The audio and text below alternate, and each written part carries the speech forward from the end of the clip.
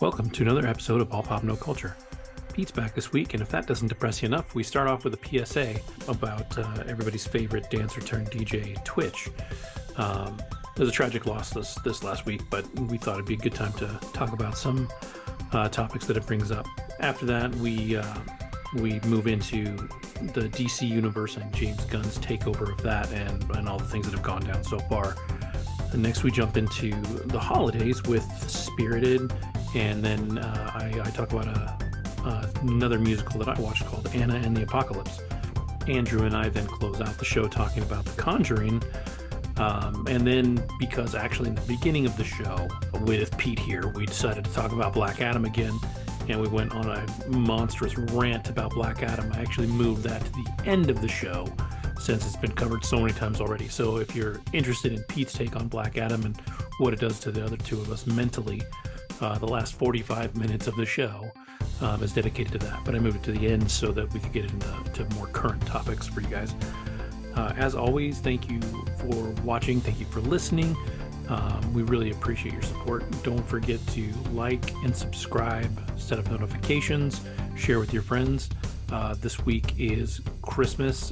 When this drops, we're in the middle of Hanukkah, so happy holidays to you and your family. And we may miss next week, but we'll talk to you soon. Have a great holiday and enjoy the show. Before we start with that, we should just acknowledge, or whatever it is, there was a loss in the entertainment industry this week, and that's why I've got this up here.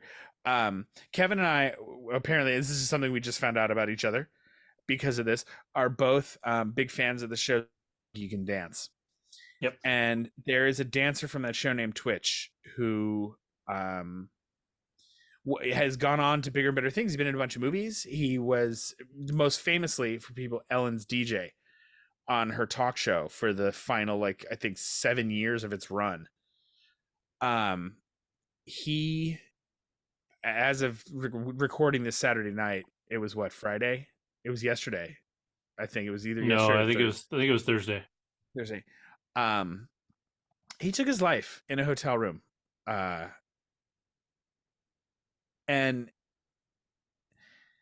he's one of those guys like the Robin Williams. And I mean, this is going to sound, I'm going to go really dark here. This is going to sound really weird, but I mean, they were huge losses to me, but like when Chester Bennington from Linkin Park took his life and Chris Cornell took his life, I don't want to say I wasn't surprised. That's a horrible thing to say. But when I was told that, it didn't strike me as odd, because there was they were people who kind of naturally exuded a darker side, even though they were wonderful to their fans. They were, loving people. I've seen interviews with both of them that were great. But it didn't shock me. Twitch, much like Robin Williams, and he was kind of like Human Pot when you watched him. Like, he was a very fun, effervescent guy.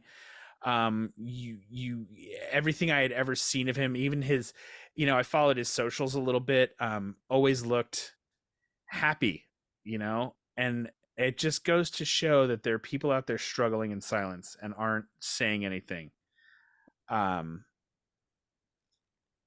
Check in on your people. Yeah. That's one of the hard things too, is that it doesn't sound like, from anything I've read, that there's even a reason for anybody to, that was obvious. No. I don't expect. Yeah, I legitimately don't expect we're ever going to know why. Yeah. I don't,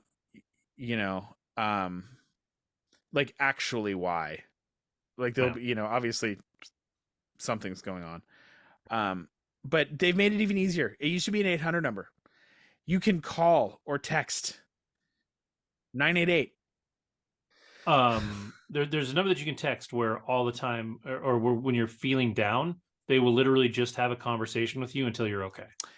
Yes, I've heard about that. There's another one. We're gonna post it. We'll find these and put them in show notes. Legitimately, this is gonna sound like, if you're having a bad day, this is gonna sound like the stupidest thing ever. I don't know. I know we have some listeners north of the American border. and so this is a long distance for you. It's an international call, but there's actually here in California, there's a school that, as part of, I think it's a first or second grade project, these little kids Yeah, yeah, I've heard about set up this. a phone line that you could just call, and there's a couple menus, a couple choices about like what kind of day you need or what you need to hear, and it's just little kids kind of reading like positive affirmations, and there is something about it that is so cool and so mood changing to hear these little kids say these wonderful things. So we're going to find that and put that in the show notes. But you know, 988, text it, call it, someone's Yeah, always there. Hell, the, text or chat the show, we'll respond on Facebook. yeah, for sure. You know, The number I was looking Insta. for was 741-741. So if you text that, it's 24/7. It's called the crisis text line, and they will just talk with you, just chat with you until you feel like you don't need somebody to chat with anymore.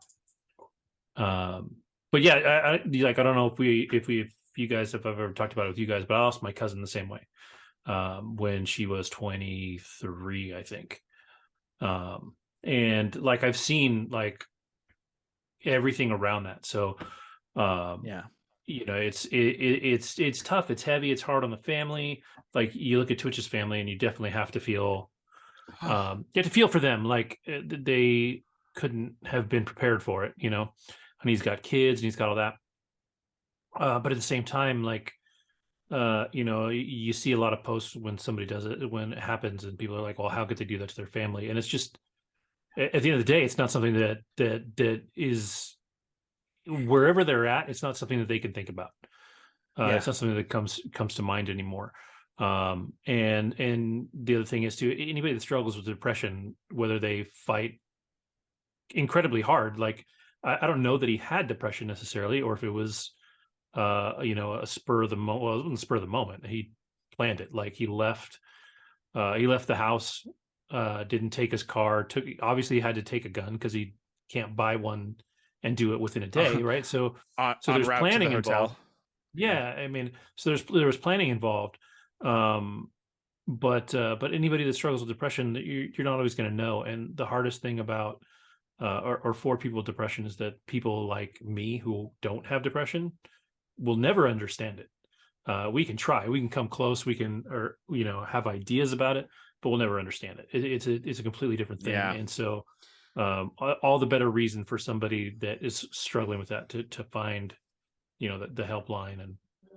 And if I can say and something really quick, like Yeah. Please. I'm really big on like quote unquote controlling the controllables, right? So for me, it's not so much even about like trying to prevent or help them get out of where they need to where they are. It's more about just like what can I do? And for me, what it is just like I even said it on our text, like even if it's corny, like just check in anyway. Like just check, like I have Yeah. control on checking in around those around me. And one of the things I've definitely noticed is a lot of times, like a guy like Twitch, even people that I know in my personal life, like they're givers, and that's just what who they are and what they do, and they give so much that it's almost like no one stops to think about, well, what if they need something too? And sometimes they don't even have the self-awareness to know I Yeah. need, because they actually get something from giving, but Yeah. Mhm. it's nice to get back, so I've been in situations where someone's fine, like someone's had like a breakdown and almost like,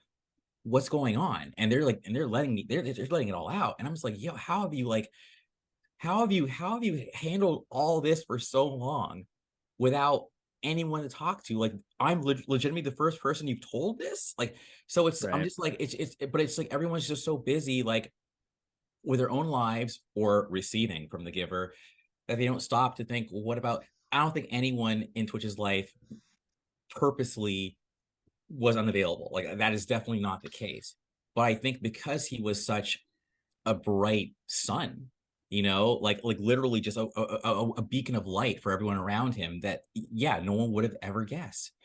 So that's why yeah, I'm not afraid to be corny. I'm not afraid to say, hey man, like I love you, or like Yeah. how are you doing, man? Like, because I think it might seem little, but it probably might go a long way. You never know. I will say this, and I didn't watch the whole I thing. cheered. I didn't watch the whole thing just because I didn't have the time for it because of all the goddamn Krypton parts of it that should have been cut. But I caught some of Man of Steel the other day, and um Wait. You've not watched the whole Man of Steel yet? oh no, I've watched it several times. It just happened to Okay, be sorry. on. Okay, keep going. All right. Kind of thing. That's what I'm saying. Like I didn't have time to sit through the whole thing again. Um I actually, for the first time, this is like I watched Man of Steel. I watched obviously the other abortions that were in there, the Batman versus Superman and um but and Justice League. But it's sad because for the first time to me, when he stepped out, just the way they lit him stepping out there, I was like, oh fuck, he really does look like Superman right there. Yes. Like I don't know what it is. There's something about him, even in, and I like Henry Cavill, and I thought, and having seen this, he was good as Superman.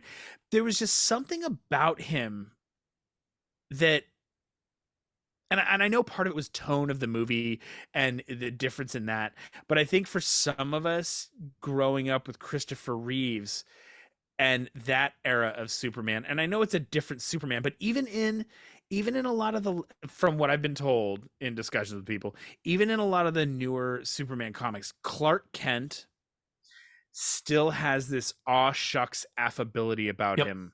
He has to. That So because you have to differentiate these two people. And I was having this discussion with somebody too, where I said, it's not that the glasses are a disguise. The glasses make him look just enough like everybody else that nobody would look at him a second time.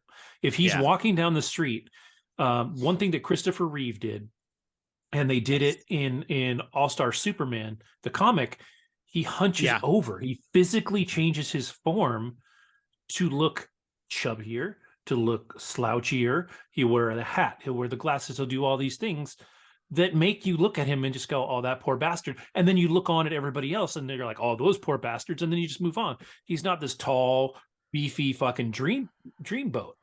And there's a story about Christopher Reeve going backstage during filming in the Superman outfit. And women were all over him. Everybody was going crazy. There's Superman, blah, blah, blah. 2 days later, he goes backstage dressed as Clark Kent. Nobody even speaks to him. That's awesome. Like it's crazy because it's just like once you just kind of look like everybody else, the disguise isn't meant to fool you and me face to face. It's to keep you from even wanting to get face to face. He's just somebody else. Wait, let's see if it works.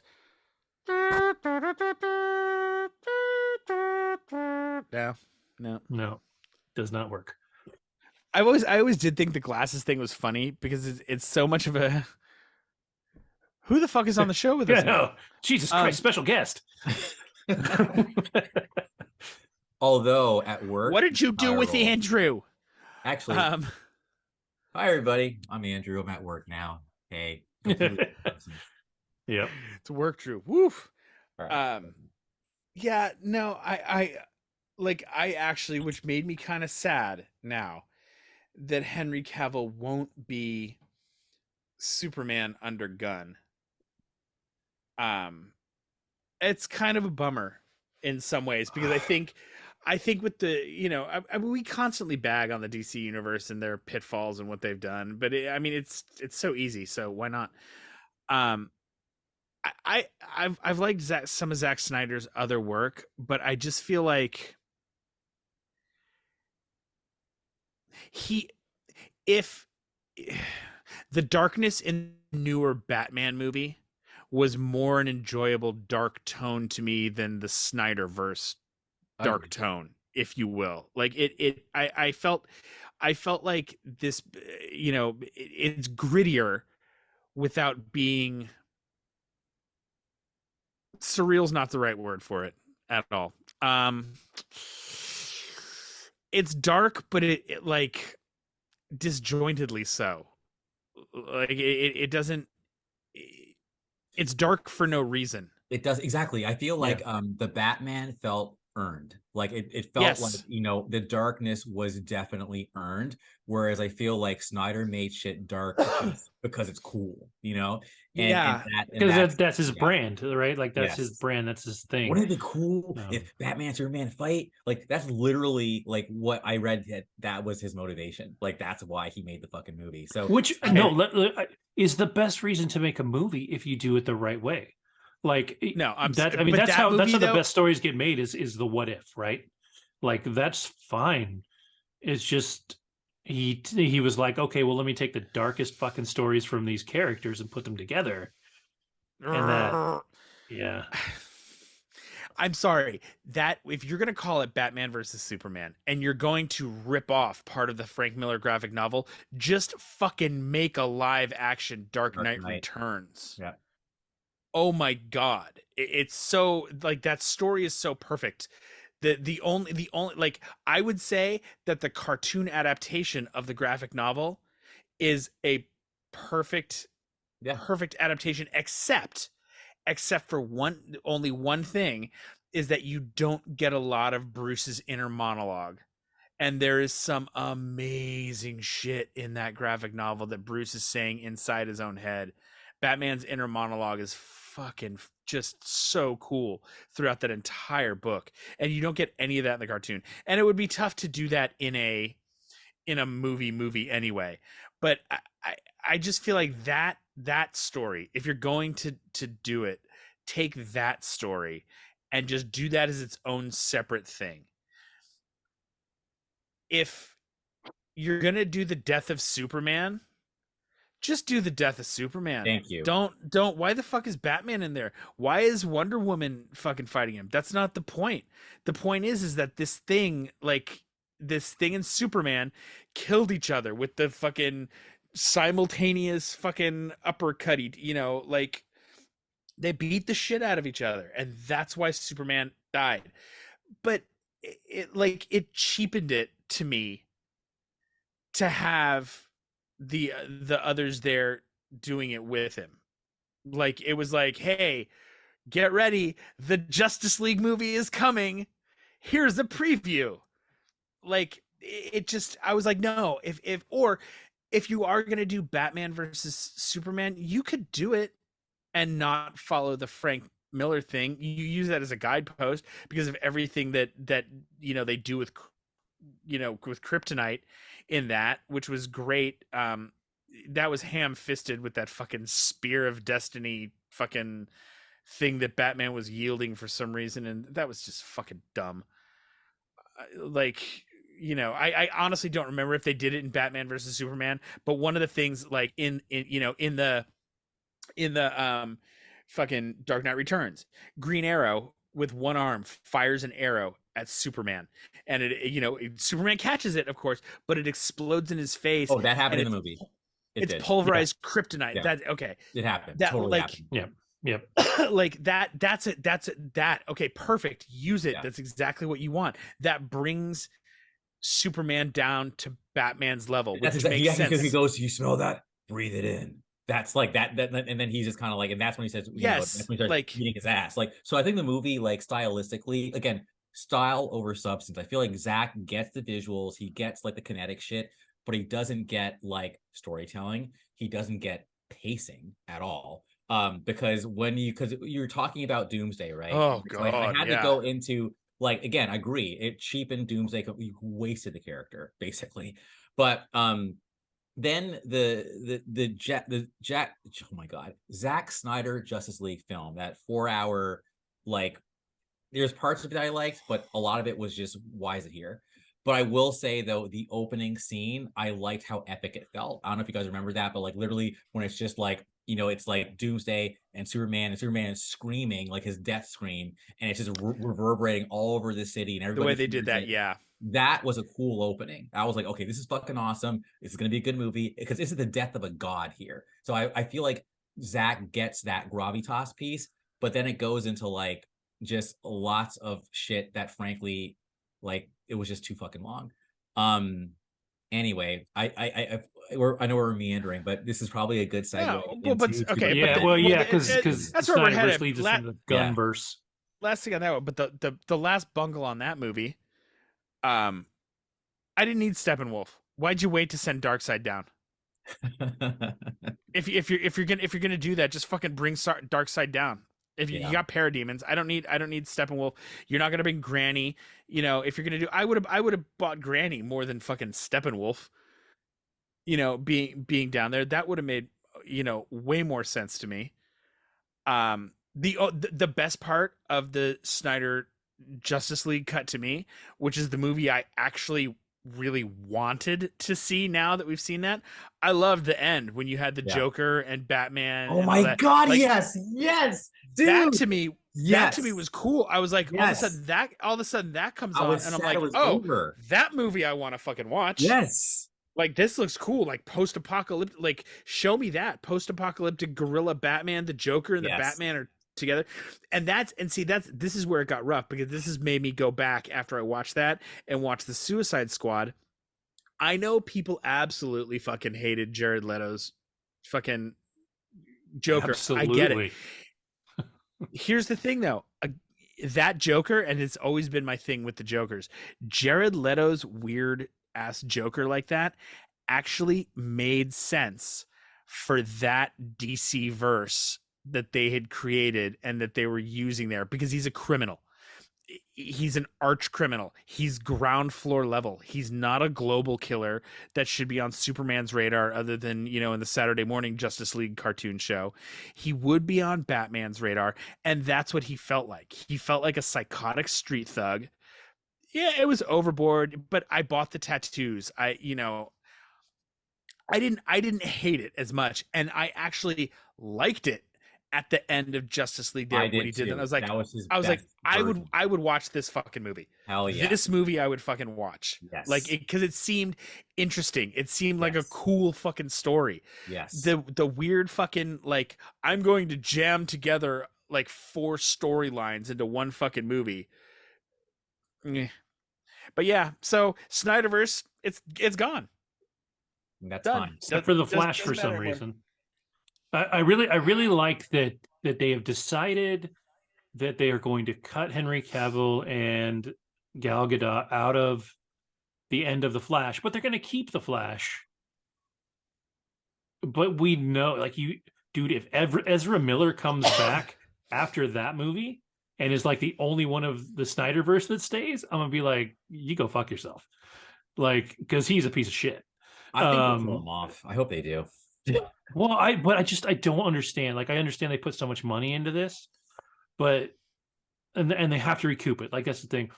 Yeah. But just like, you're taking out 2 reasons for people to want to go see it, even if it's cameos. Like, people still like Henry Cavill. Leave him in there. Give him that last moment. Leave Gal Gadot in there. You know, her films are divisive, but I don't think it's her character that was divisive. I think it was the films that were bad. Not the films. The last like quarter of the first one, and definitely the second one. But I think that's a Patty Jenkins problem. I don't think that's a Gal Gadot problem. And I think just leave them in there. I don't understand the thinking on that. You heard it here first, folks. Mark this date, December 17th. They'll release The Flash. That movie's not going to make back half of its fucking budget. They should just take the L and release it on HBO Max. I'm predicting that no one goes to see that fucking movie. I don't understand why they don't do what they did with Batgirl, where they don't call it a loss and recoup the money that way. Like, I don't get it. Nobody wants to see this movie anymore. Yeah. Like, it's just it gets so much bad press. Like, they tried to wait it out, and I just don't think it's going to work. I think it's a mistake. Well, I think this is why I'm not in PR, but I think the time to release that movie was actually when Ezra Miller was fucking crazy, or right after he showed up and made his mea culpa. I think if you were going to do it then. This whole idea of we're going to wait a little while, wait until it blows over, because the minute the commercials start running for that fucking movie, it's going to be trotted right back out again, and we're going to have to relive it and be all, Ezra Miller, as you know, kidnapped a girl he'd been grooming for 5 years. This is a fucking psycho. So like, that's not going away. it's not going to die down. That's just going to be right back in the zeitgeist in everybody's mind. Yeah. Maybe they will. Maybe they're just waiting. They don't want to get. Or maybe it's not Gunn's decision yet. But either way, it's like I agree with you. I feel like, yeah. I mean, it's just confusing, to put that out. Like if we're going to wipe the slate clean, let's just wipe it clean. Even releasing Shazam or Thor at this. I can't believe I said Thor, Aquaman at this point. Or even Blue Beetle, which they're touting for next year. The problem that you have is that you're doing this at a time when this transition's happening, so nobody knows where these movies fall in. It's like when Disney bought Fox and they did the New Mutants, and they're like, well, we're going to keep this, but we're going to change a few things, so maybe it'll fit in. And then when it didn't fit in, they're like, yeah, we're not going to use that. You know what I mean? Like they should have ate the New Mutants. They should have just shut it down. Can I say something? Like that pissed me off. After Disney bought Fox, they went ahead and released the New Mutants, and they released fucking Dark Phoenix. I was livid. And I remember his name now finally, and I just forgot it. Damn it. But he's the shit. It's like on the tip of my tongue. Shit. Anyway, he's a writer and the director. Like, how dare you? Like, why would you go ahead and release this movie? It bombed, by the way, as I knew it would. And I also have a personal bone to pick with that movie because it was basically the writer of The Last Stand. He directed it, and he was like, I'm going to apologize to all you motherfuckers for making The Last Stand. And he goes ahead and makes an even worse movie than The Last Stand. So it's like, man, fuck you. Like, don't like if you make something, stand behind it. Don't just shit on it and then do something else and then make it worse. And then do that in the face of the fact that you are now part of the MCU. You suck. All right, sorry.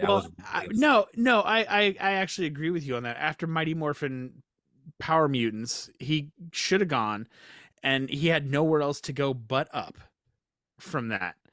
And it was Kinberg. Oh my God. Dark Phoenix was so bad. It was terrible. Simon Kinberg is his name. Like, he keeps getting new jobs. I don't know how. Yeah, he's still out there. Yeah. He's going to be doing Battlestar Galactica. He'll ruin that too. Sorry. Oh, no. But anyways, I don't know. James Gunn fired Henry Cavill.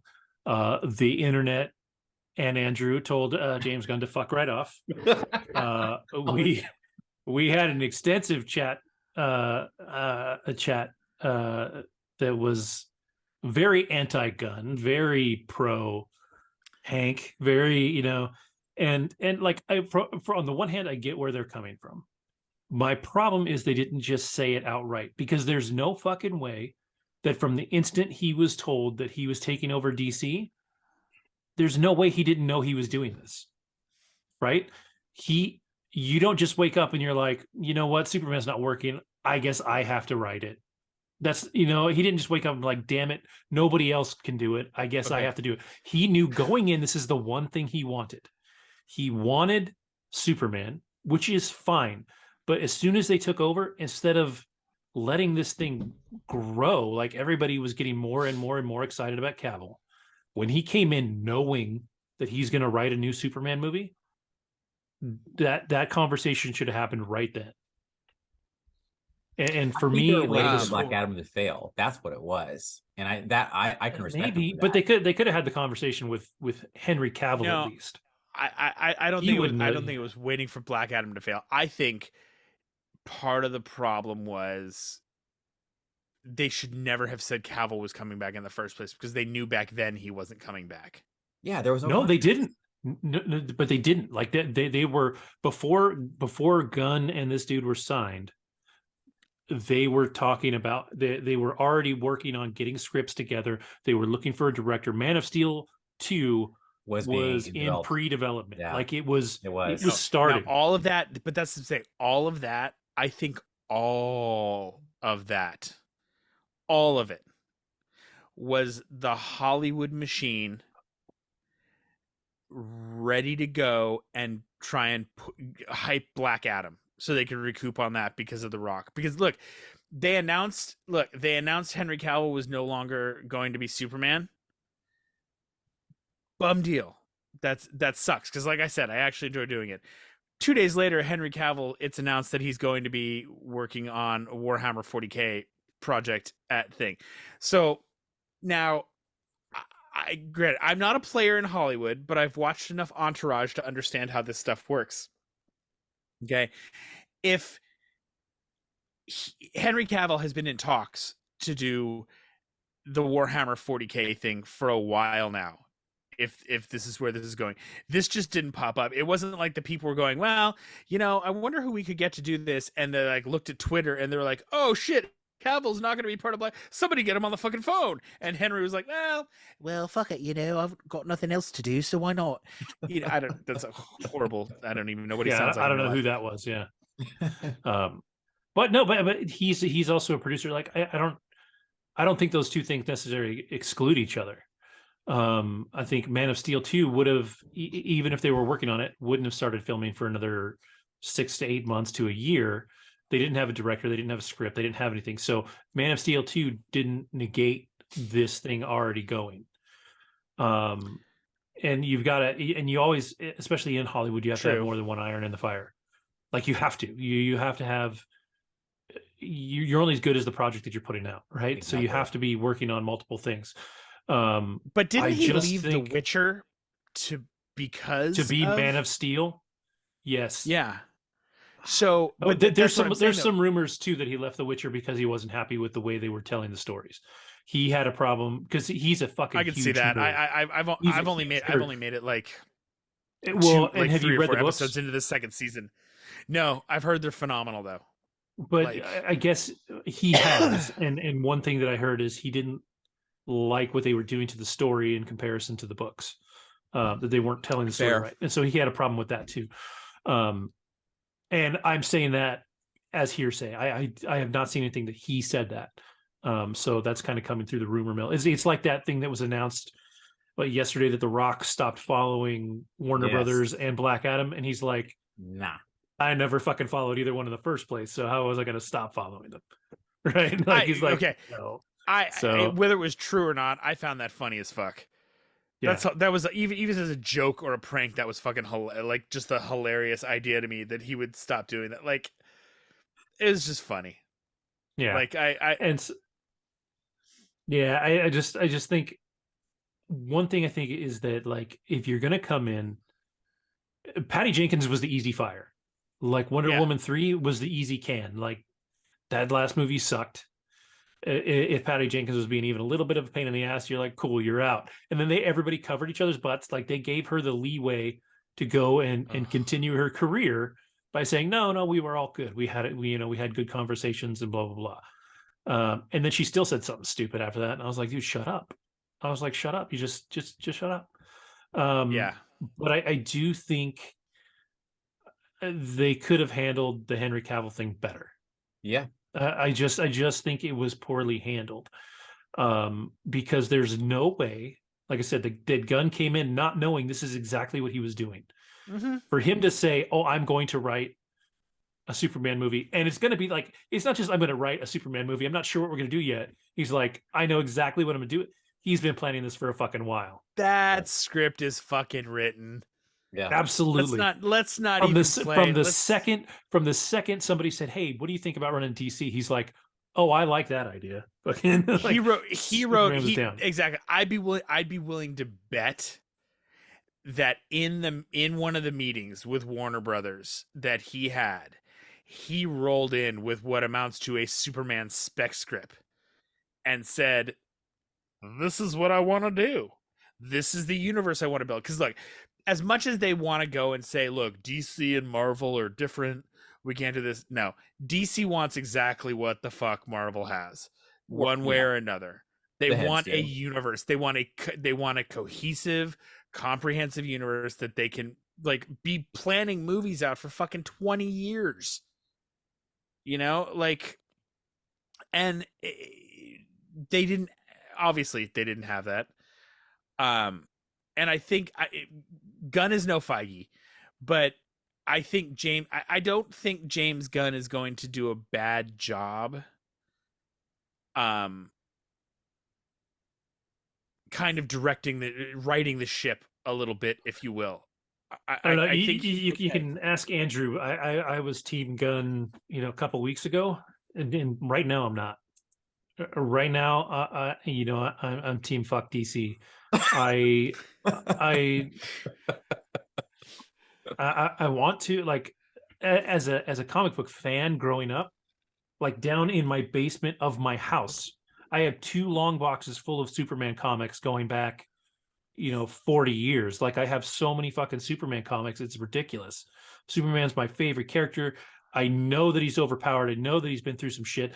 Like, I know that all this stuff is still my favorite character. I think whatever Gunn is gonna do, he's gonna have to put work into it to convince me that it's worth watching. And I don't know why I don't know why we're doing another Superman movie right now. Yeah. Like, actually, I kind of actually, I'm going to retract my statement with what I said about Gunn writing the ship, because I really just kind of gave it. I was being optimistic because I was hoping for something like that. They're actually finally making a change. They're not just fucking trudging forward. And then I stopped for half a second. And you even brought this up in our text chain, Kevin, about, you were like, okay, what is some other shit that James Gunn has done that's been good? And I'm like, other than Guardians, and there have been a couple things. Now there's stuff on his list that he's credited both writer and director, and he does a little guest spot in like most of what he's done, he's written and directed. When you go back and when you look at his IMDb. But I actually stopped and paused for a second and said, okay, what are the biggest things he's done that he's most famous for, if you will? And you've got Guardians of the Galaxy and Suicide Squad 2, which, and Peacemaker. Those 3 movies. Yeah. And Peacemaker. Now let's see. Those 4 properties all have, what shall we say? A tone, if you will, that, and it's his kind of like, Michael Bay is Michael Bay because of certain things. James Gunn is James Gunn because there's a dark, quippy, inappropriate humor, and it's got phenomenal soundtrack with songs that you didn't know you fucking loved.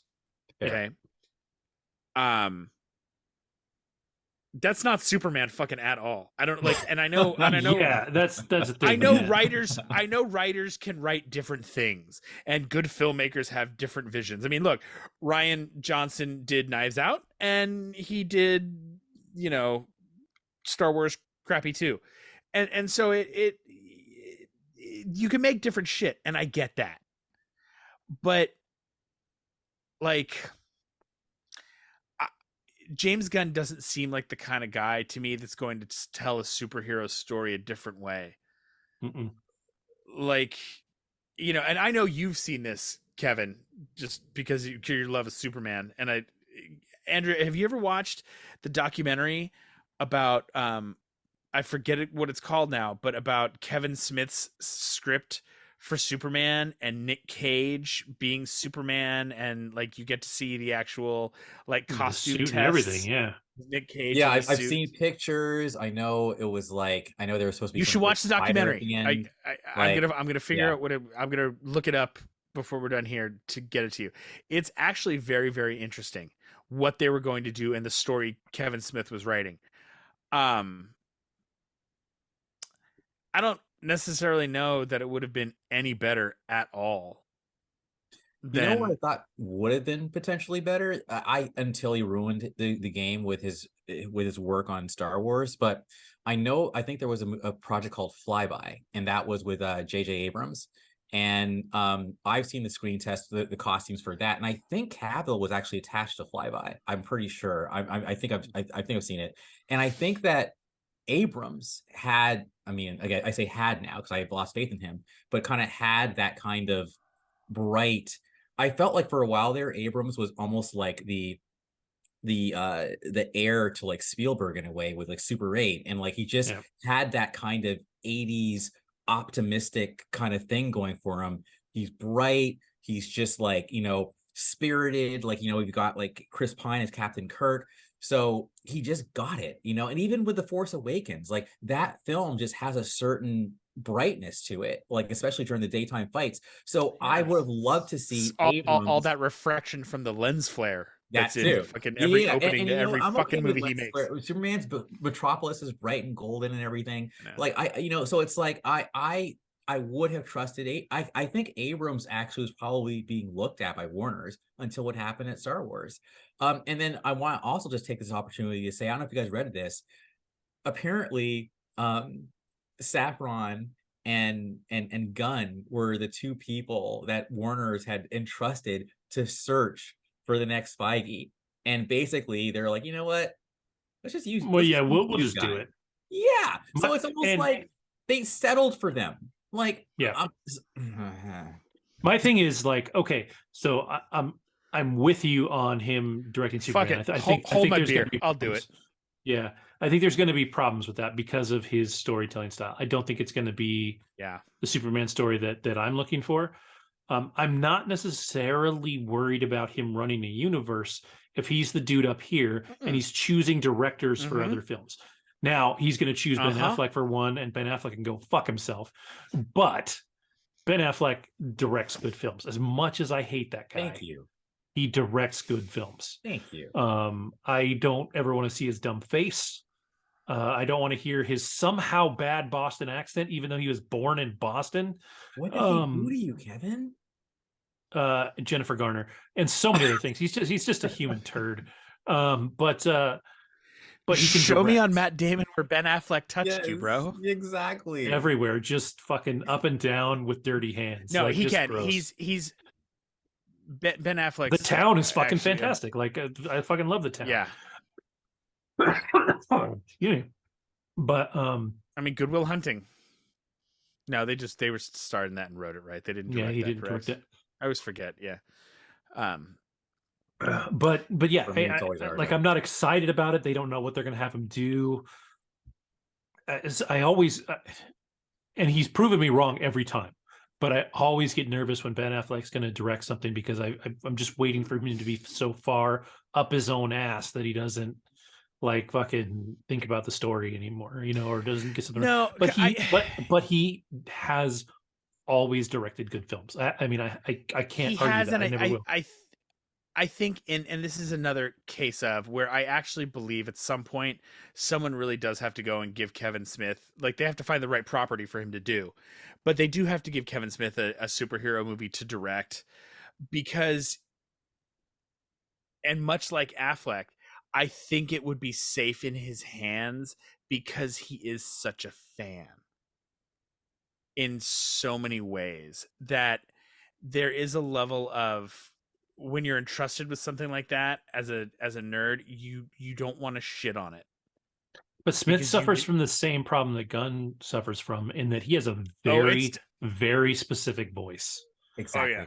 That's okay. I will say this though. And you have to. This is the thing he does, and you can still tell they're Kevin Smith movies, but you got to see Red State. You got to see Tusk. I hated Red State.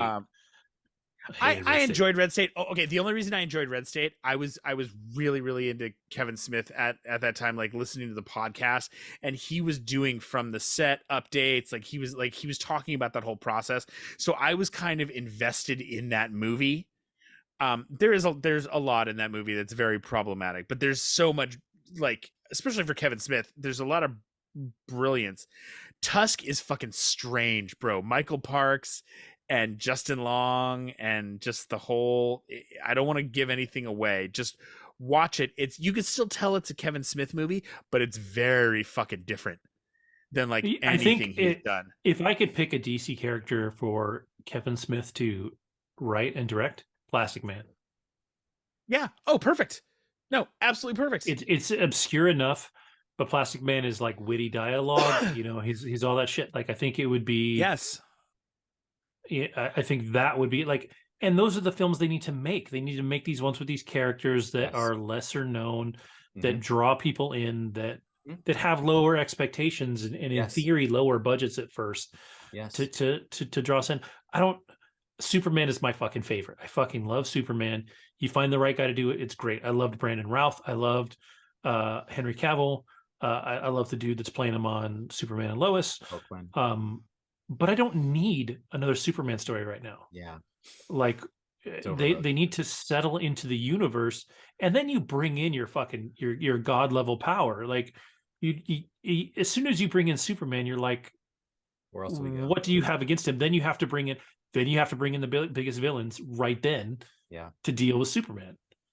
You know, if you start with Plastic Man, you can bring in lower level bad guys. Okay, yes. Like well, and this is okay. Not to harp back to 20 minutes ago, but this is also where Snyder bungled the fuck out of his whole universe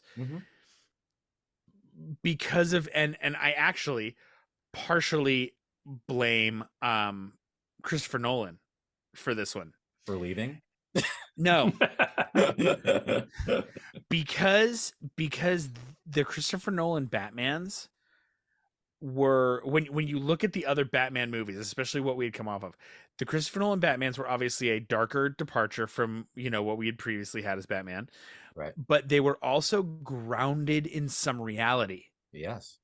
Like there was, you know, there wasn't anything too fantastical about them. Mm-hmm. You know, other than, you know, you had the Tumblr and everything else, but they were still like, yeah. I could believe was the most fantastical of the three, I think.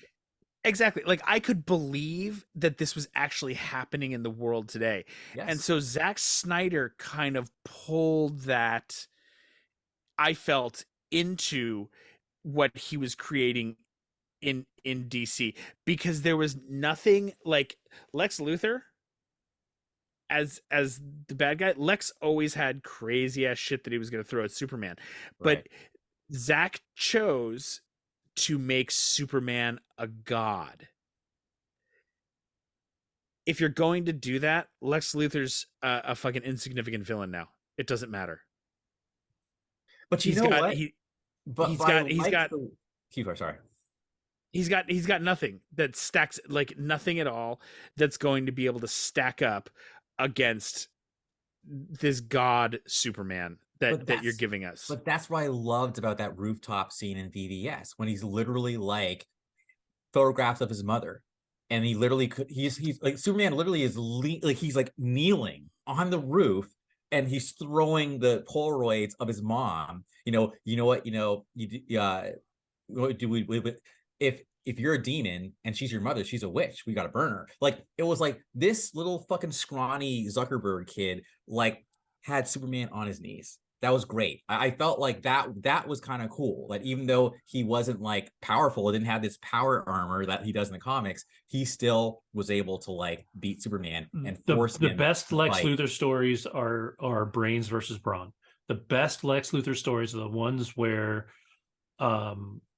Lex is because you have to understand why he hates Superman, and that gets left out of so many stories. He hates Superman because he knows that at any given day, Superman is a threat to the entire fucking planet. Like, Superman could literally kill everyone. And it's one of the worst developed storylines in any Superman film with Lex Luthor, except in the DC animated universe. Yes, so that doesn't count. That's perfect. That's always been my argument. I wish DC would just stop making the fucking live action films and just stick to the animated films. No, there's one I forgot. Yeah, I forgot. Well, no, I forgot which one it was. It's the it's not the Crisis on Infinite Earth, because I know it's a comic book one, but it's a DC animated movie that's basically what Justice League should have been. Like, it's got Darkseid, it's got Granny, it's got Batman, you know, it's got all of them in it the way they wanted it to, but it all made sense. Yeah. There, you know, like it was perfect. The script for this animated fucking film was absolutely perfect, and they should have just used that. Like, I don't understand why they didn't make that movie a live action movie. I want to say it's like it'll be in the show notes maybe. It's the one, but it just go to your HBO Max. There's like 5 or 6 of them in there, and they're so good. All the animated films are so good. The voice that's acting is well, that is great, top notch. Voice actors, everything. that is the one place where DC is kicking the shit out of Marvel. The only place. Marvel is starting to come around. I've watched a few of the Thor things that they've put out, and they're okay. They're getting better. The Spider-Man animated series are okay.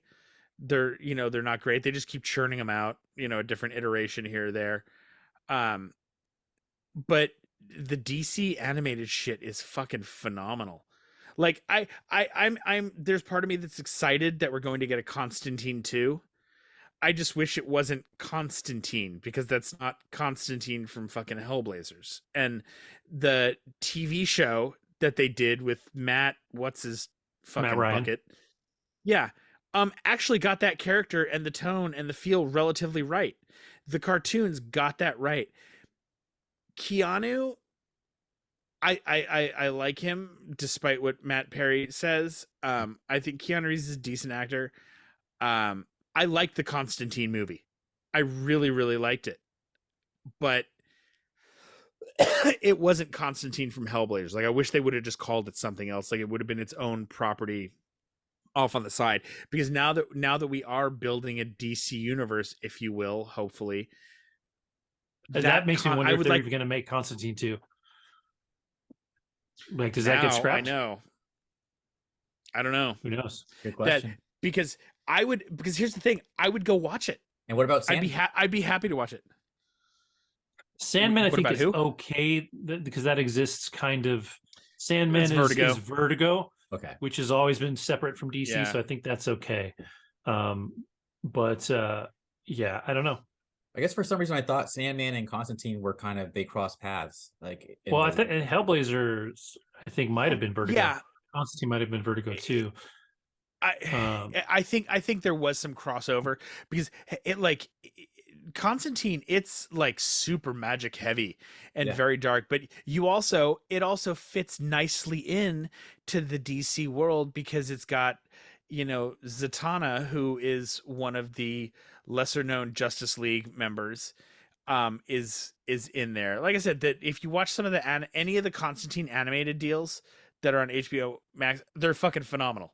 Cool. They do a great job, and you get a really good feel for that character. They're a very decent adaptation. The TV show that they did was really, really good. It was ahead of its time. It didn't have any of the budget that it fucking needed to pull something like that off. And if you're going to do a live action Constantine, that's a show that needs to land at HBO Max to be made for HBO. It needs to land at Netflix and be made like that. Hellblazer's always been a little darker, a little more adult. I'm not saying you need to have tits and fucking and stuff, but it'd be fun. No, but it is darker. It's more of I think you're actually, Kevin, I think you may be right. I think that may have started as a Vertigo book, because it is very much a horror property. Really, it's not, even though, like I said, there's connection to other parts of the DC universe, it's darker. And I for one, actually, if you're going to go with it and you want to build a universe and that's the magic side of the universe, honestly, you know what? Keep Keanu as Constantine. Bring it on. He doesn't have to be a blonde British guy. Whatever. It's cool. Only because I actually enjoyed that first movie a lot. Peter Stormare as the devil at the end of that movie is just fucking brilliant. Just amazing. Absolutely loved him.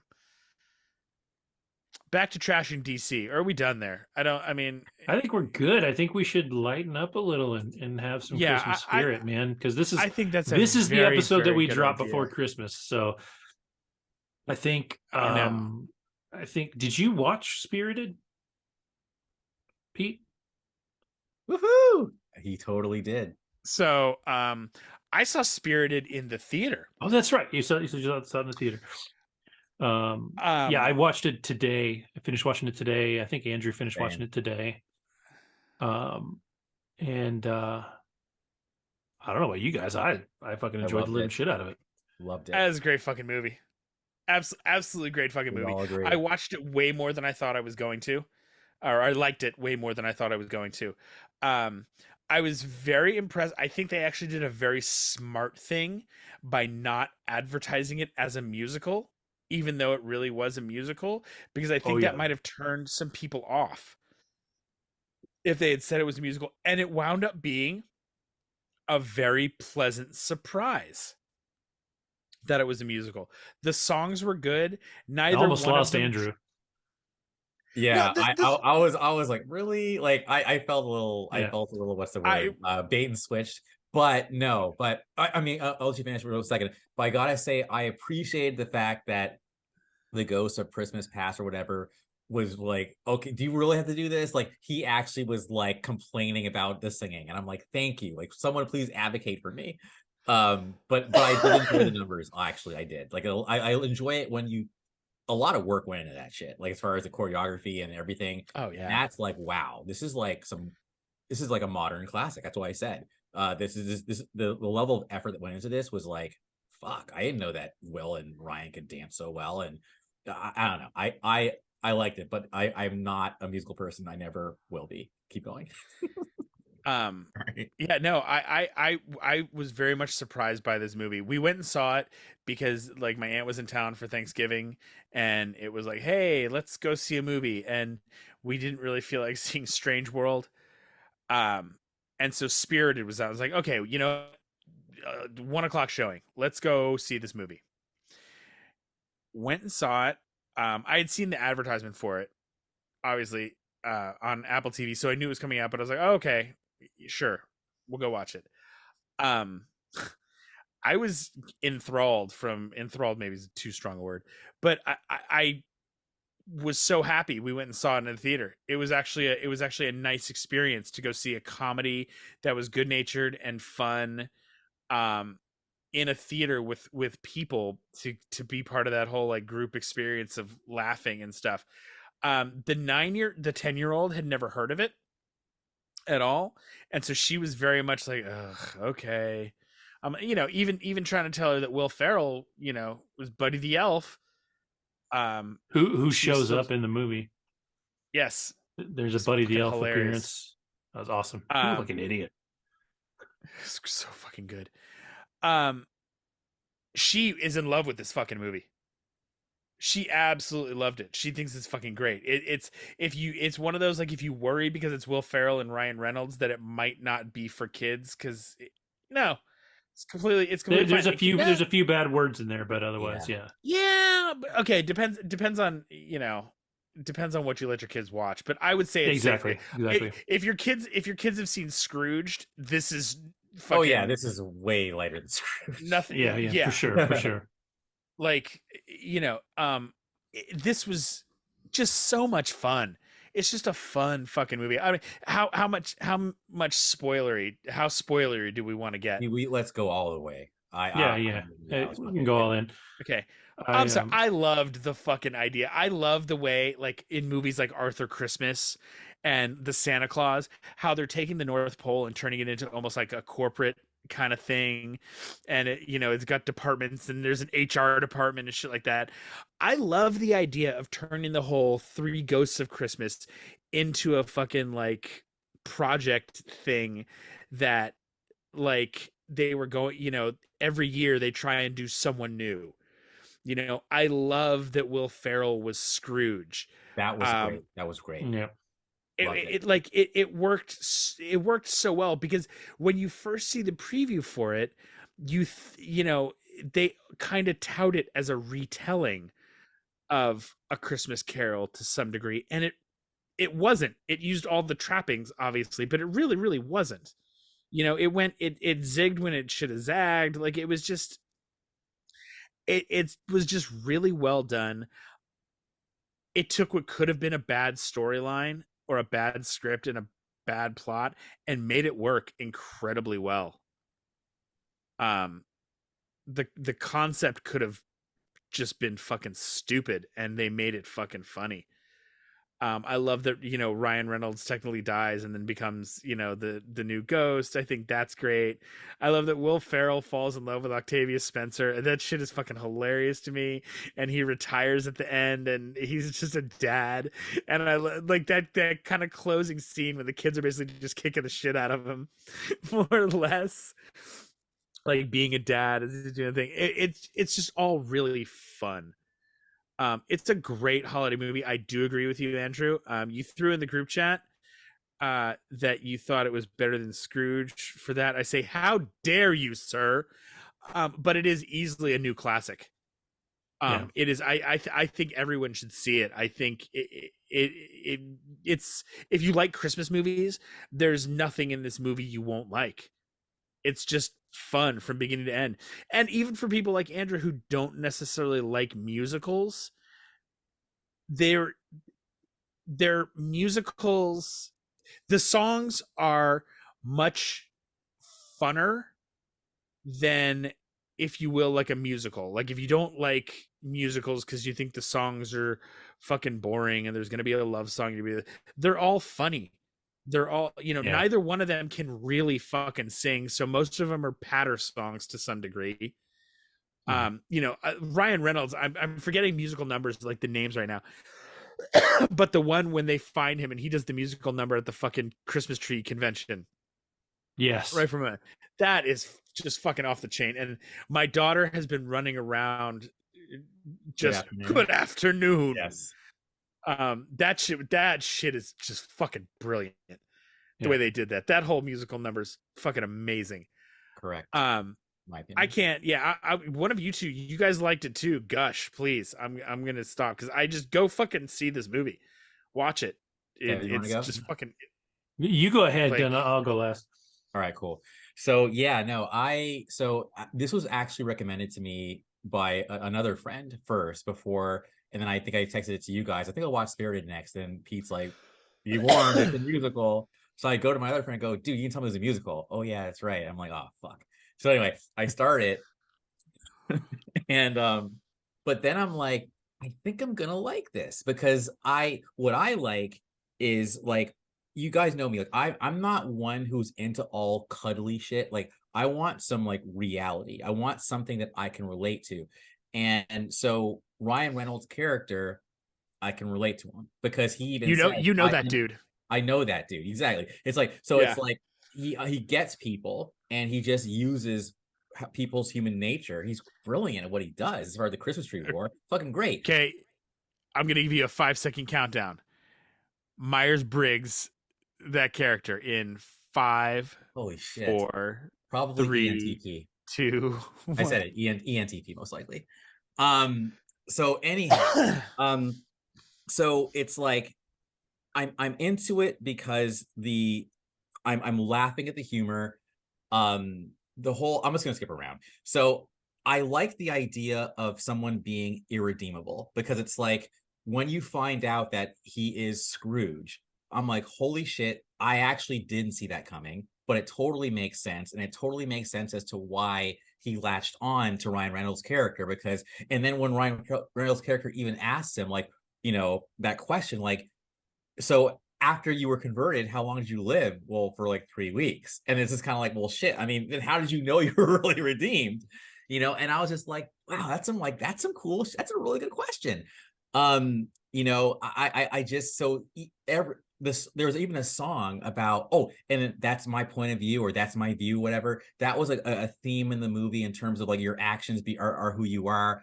Like, I just felt like there was depth in the movie, and there were so many places where the movie could have ended, but it kept going. So it's like, whether it was at the ice rink on the roof when they stopped the thing, you know, but it could have ended there, but no, it's literally like, okay, you know, you went on a date, everything's good, but he's still not sure. He's still having buyer's remorse about like retiring. And then everything is okay. And then he runs in front of the fucking bus. And then Ryan Reynolds just like runs and pushes him out. And then he, like, you know, like that whole, I'm getting chills.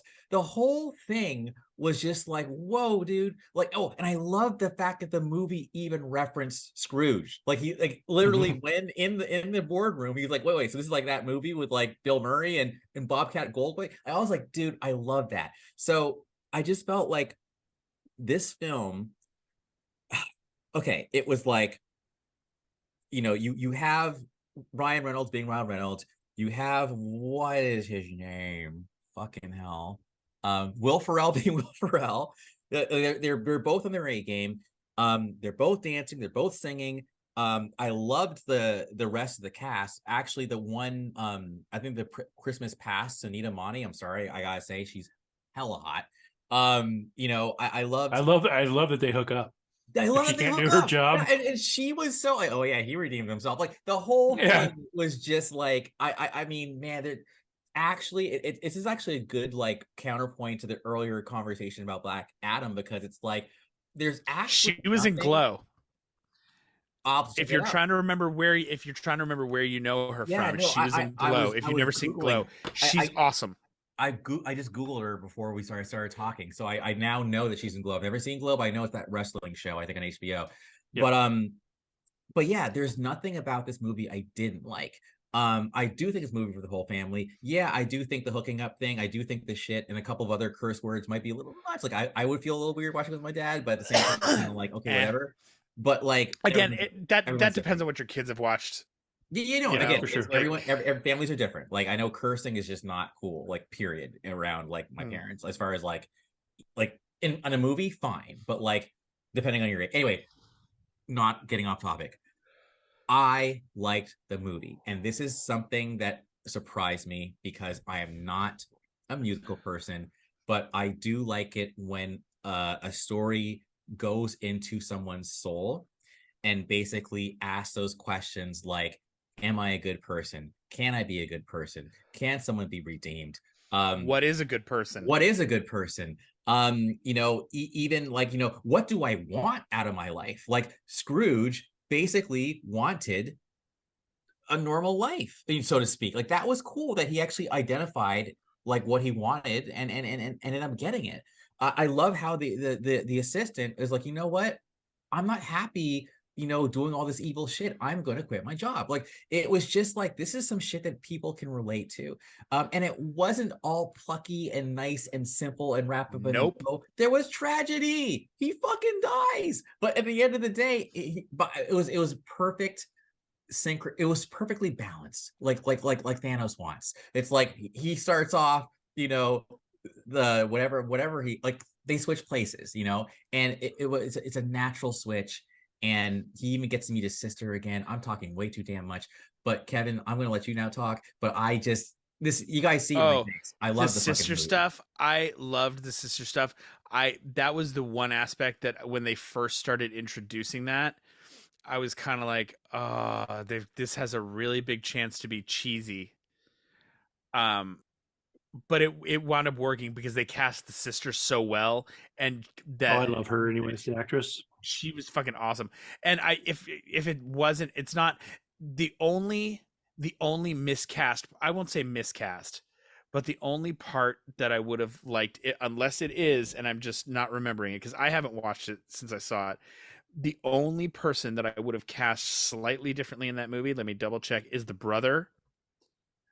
The brother was good, but I think if they could have gotten him, a better get for that character would have been, hold on, let me make sure I'm not being stupid. Yeah, Joe Tippett wasn't bad. Ike Barinholtz would have been a better brother to me. I think he would have added he could have added a little bit more to that. Holy shit. Sorry, I just literally typed in Clint Briggs ENTP. Sure enough, personality database, Clint Briggs is an ENTP personality type and 7-wing 8 in Enneagram, whatever. So yeah, on this show, you guys proved I'm a fucking Jedi. I typed the motherfucker in 5 seconds. Actually, 3. Anyways, keep going, Pete. I'm sorry, I just had to Google that shit. No, I said I was going to stop talking, but and just what Tracy Morgan. Like, I love fucking Tracy Morgan. As soon as he showed up, I was like, "Fuck yeah, he's fucking awesome." Oh, as Death, it was fucking hilarious. He hit every note was hit perfectly. Yeah. Okay, go. I'm sorry. I'll stop talking because this is another one of those movies that I could literally just gush about for a while. Yeah, nonsensically. I don't know. I don't have a lot to say that he didn't say. for as sad as it was, like I liked that they let the one kid die to prove the point, right? Like they could have easily like softened that and made it like, oh, it was a fake funeral for whatever, like No, any other yeah. movie could do. But they really like they drove that home that like he is the reason this kid died because the things that he did led to the girl doing it. On top of that, that girl would live with that guilt for the rest of her life. Like all Yes. these things like that he would have to deal with. So I thought that was really good. I actually liked the subtle irony that he didn't necessarily have to change to fix that problem because just by the fact of Will Ferrell coming back and interacting with Octavia Spencer's character, she's actually the one that solved the problem before Ryan Reynolds solved the problem. Yeah. So he didn't even fix that problem. So he of course was in that scene still was not redeemed because he didn't do anything. Right. And so, his redemption was then, at the end. I love that his only way to find love was to die and find his love in the afterlife. Lucky bingo. Like, yeah, and I also was loved hilarious. that was great. She was hilarious, but I also loved that they put who is, let's be real, is in the running for People's Sexiest Man Alive every fucking year with a not stereotypically beautiful Hollywood by Hollywood standards kind of woman. She's, don't get me wrong, Sunita fucking what's her bucket is a very pretty woman. I think she's beautiful, but she is not what you would pick out as like leading lady beautiful. She's not a Scarlett Johansson. She's not a, even a fucking Zoe Deschanel. She's very beautiful. I'm not saying she's not. So she's not she's white. a physically attractive woman. No, it's not even a not white thing. Okay, Halle Berry or fucking. There you go. Kevin, you're an asshole. No, all right. No, it's not even that. I love that they did that. We know. What I was gonna say though, believe it or not, on the same token, if you will, poor word choice. Yeah. Nice. Is that fucking great word choice. What are you talking about? Poor word Spencer. choice. I thought that was really cool too. That because normally in these romantic comedies, it's usually like a Gwyneth Paltrow or someone like nice and cute, whatever. And it's just that's like, what I'm saying. And she, she's not traditional Hollywood hotness. You know what I'm saying? So yes. But the thing is, I saw her as cute when she gives him the kiss. I was like, yeah, like I was happy for him in that moment. So it's like love truly is beauty is truly in the eye of the beholder. So I love the fact that this film was also so fucking inclusive. You saw a gay couple, just in the background. You see mixed race couples, and the best part, I even thought, but it was like, dude, not once is it even like a thing. Like, they're just two people. Yes, and I think it's the best storytelling. Yeah, when it's not in your face, like, look, Will Ferrell's white and Octavia Spencer's black. Look at them getting together. It's a spectacle. It was just like, they're like, oh shit, she can see him, and he's because I like exactly. And they didn't even trade on it once, like a thing. Never. Like there was never a reference to it. It wasn't like it was just she was just a person he fell in love with. There was just that attraction instantly there, and it was great. And I the two of them, I would watch the two of them as a fucking couple, like in a movie. I thought you were going to say you would watch their sex tape. Well, I'm not saying I wouldn't. Yeah. It's got to be very Ryan forward, though. Oh no, I thought we were talking Will Ferrell and Octavia Spencer. Well, it's still got to be very Ryan forward. He'll show up. Oh no, I'd watch Ryan Reynolds and Will Ferrell fuck. Are you kidding me? That'd be hilarious just to listen to them talk to each other during it. Jesus. Nope, I'm out. They had good chemistry, actually. They really did. I did like them too. They're fun. Yeah, he's like, oh. Yeah, I mean, all in all, it was a great movie. I can't, honestly, I can't really find any fault in it. I loved it. It was a lot of fun. If anything, maybe it was a hair long for a family. It is long. For a family Christmas movie, usually closer to 90 minutes. But it's not like they added anything that didn't belong. Correct. Like it all fits. So, And I you felt like it know, was all necessary for the story, for the way they wanted to tell the story and what they did with it. Like there was nothing in there. Like usually in a movie, even like this, like you were saying, Kevin, they're about 90 minutes long. It's very tied together nice and neatly with a little bow. Like when they do get a little longer, I'm like, they could have cut that. They could have cut that. Nothing in here I would have liked to see him cut at all. yeah, Like it And I was got there was nothing wasted. I enjoyed every minute of this movie.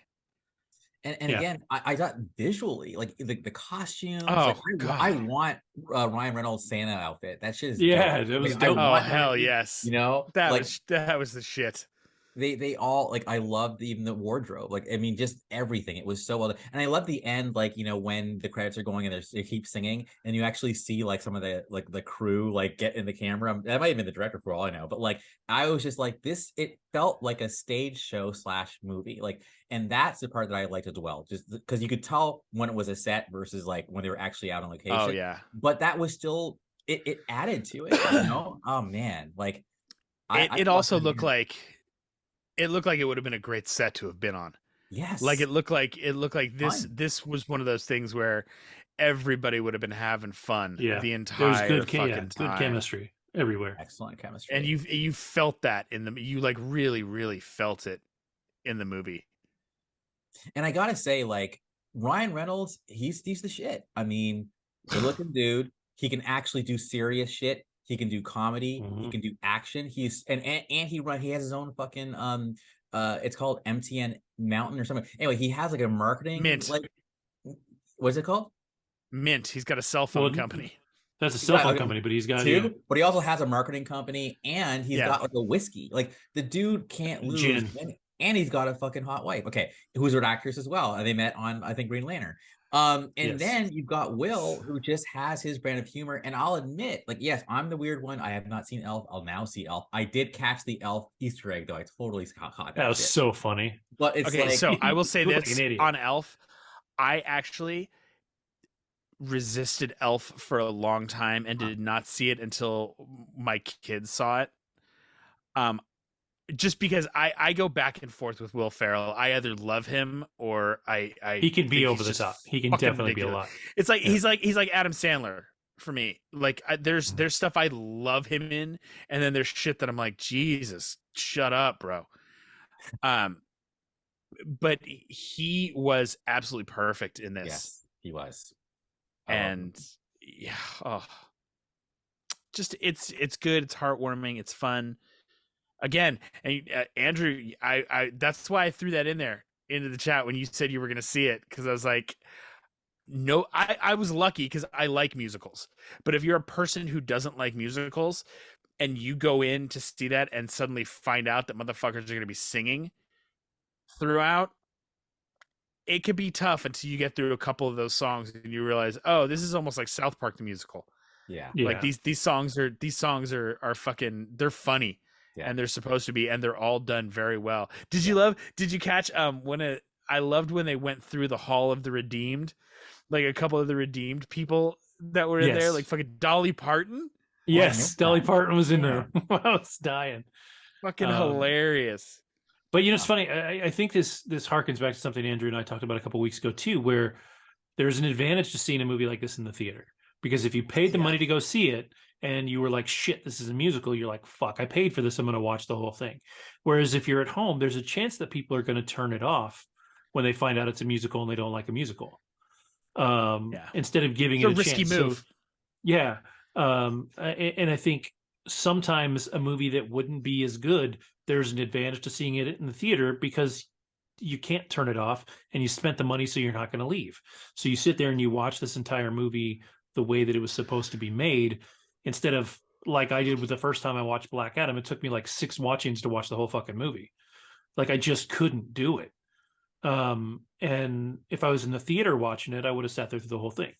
Watching it with my kids today, I sat there, or last night, I sat through the whole thing. I also, not to go back to the beginning of the show, but just because you just brought it up, speaking of the theater, I think also that movie is more enjoyable in the theater because you get a little bit more of the spectacle Yeah. of it. I think Big because it screen. leaned so heavily on the spectacle, Yes. that I think on the big screen it Very might have fair. been a little bit more enjoyable.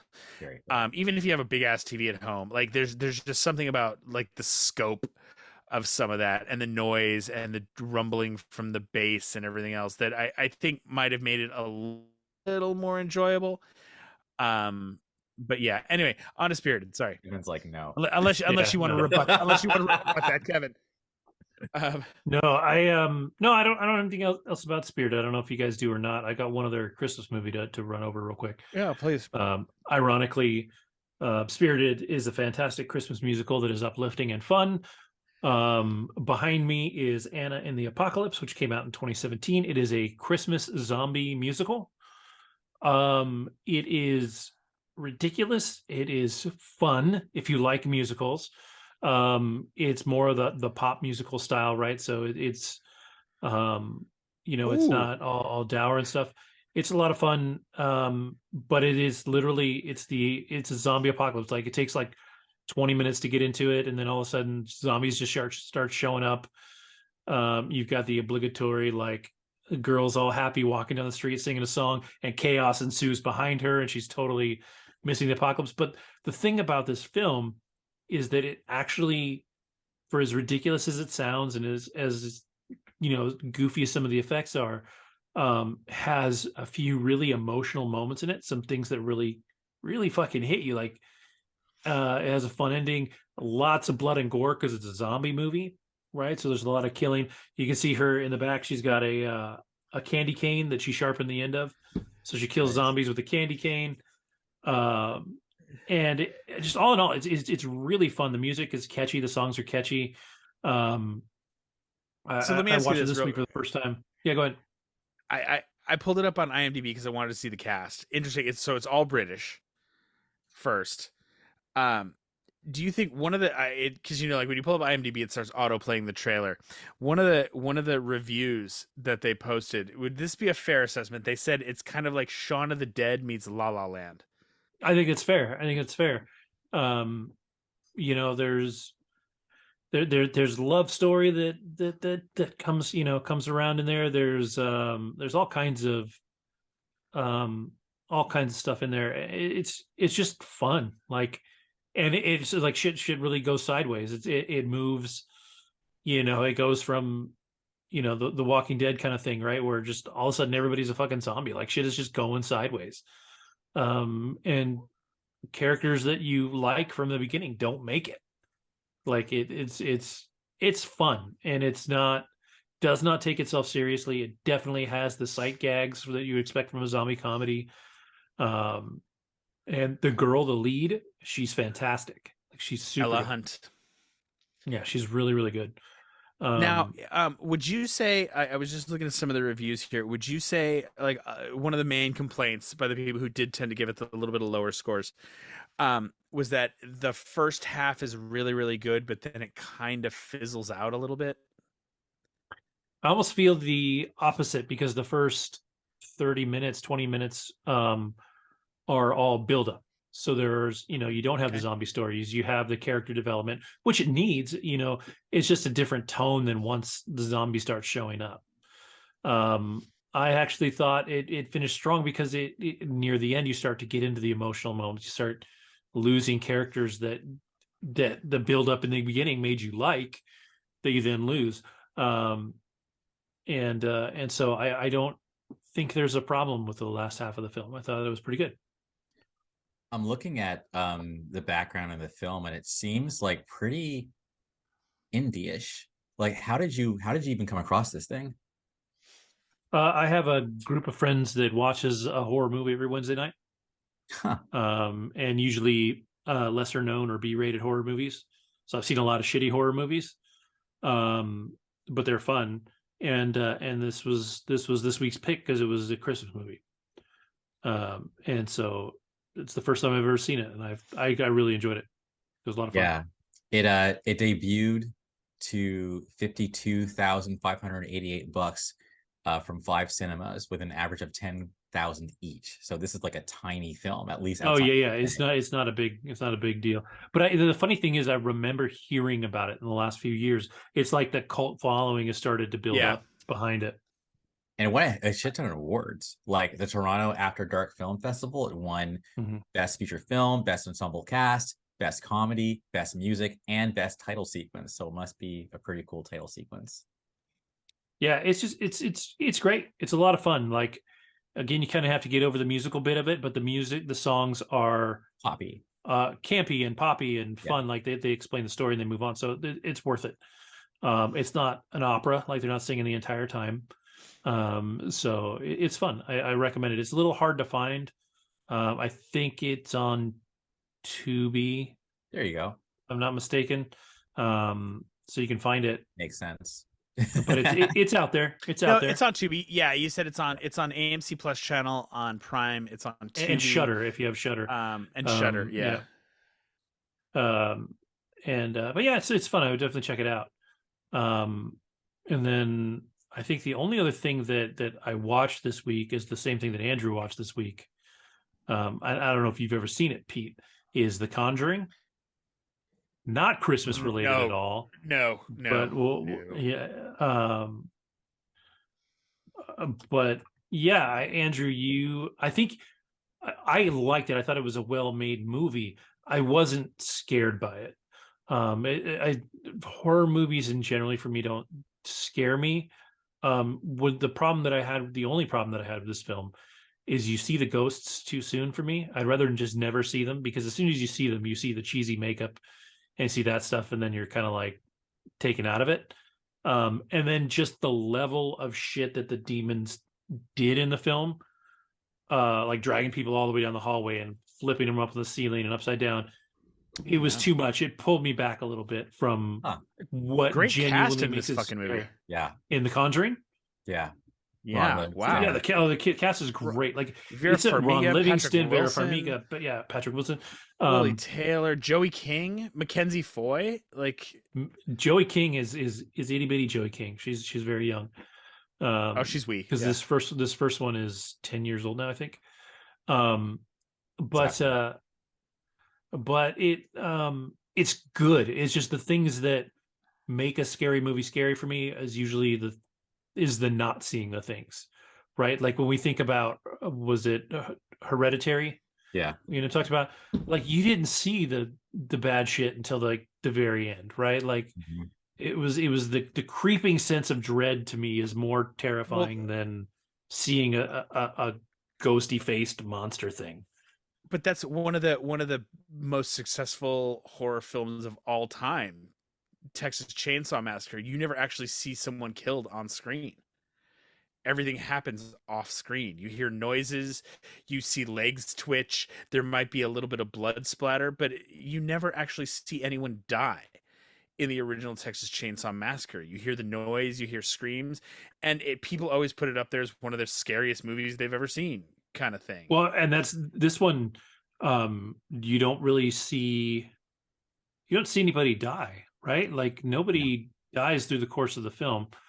It is all about the haunting of the house, and it's about these two people that were real. And I think that's one of the other problems that I have too, is if you know that it's based on a true story, and it is, this family was a real family, as soon as you do things that are too over the top, it takes away from some of that grit that makes it, extra scary because it was real. Like I can buy demonic possession. I don't know that I necessarily believe it or don't, but like I can buy that as a thing when I look at it through the scope of like The Exorcist, where maybe the puking up the pea soup was too much, but like the foul language and all these things that they do in this movie also, those things work for me. It was just the when they show the ghost, the scary ghost, like that didn't work for me. And like I said, when they flip her over and stick her on the ceiling and that stuff, that was a little much for me. From a believability and a scariness standpoint, it didn't really work. But so many other things in there are, when they show the ghost, it's like I said, for me, it's too early. It was only like 30 or 40 minutes into it, and it's about a 2-hour film.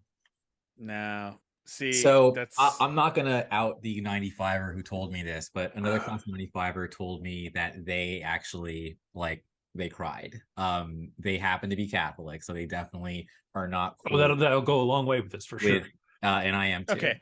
Now out So them. Who no, told you they fucking cried in this movie? I may tell you guys like on the chat, but I'm gonna say it on our regular chat because I feel bad saying it's like whatever. But no, it's Do not they happening. listen? Probably not, but I don't Do care. they listen or watch? Well, fuck it No, then. Just say it. no, That's what I was. no, no. Anyway, it's their business, man. Shit. But I used their example to bolster my shit. So basically, Is so it the a boy or girl? Conjuring, it's a girl. So the Conjuring, the budget was 20 million. It made 319 million. So this is a feather in Safran's cap because Peter Safran actually was a producer on this. So that's pretty much all he's got, The Conjuring. But no, I like for the longest time, my God, I keep thinking of fucking what's his name, Billy Joel, or whenever I say that.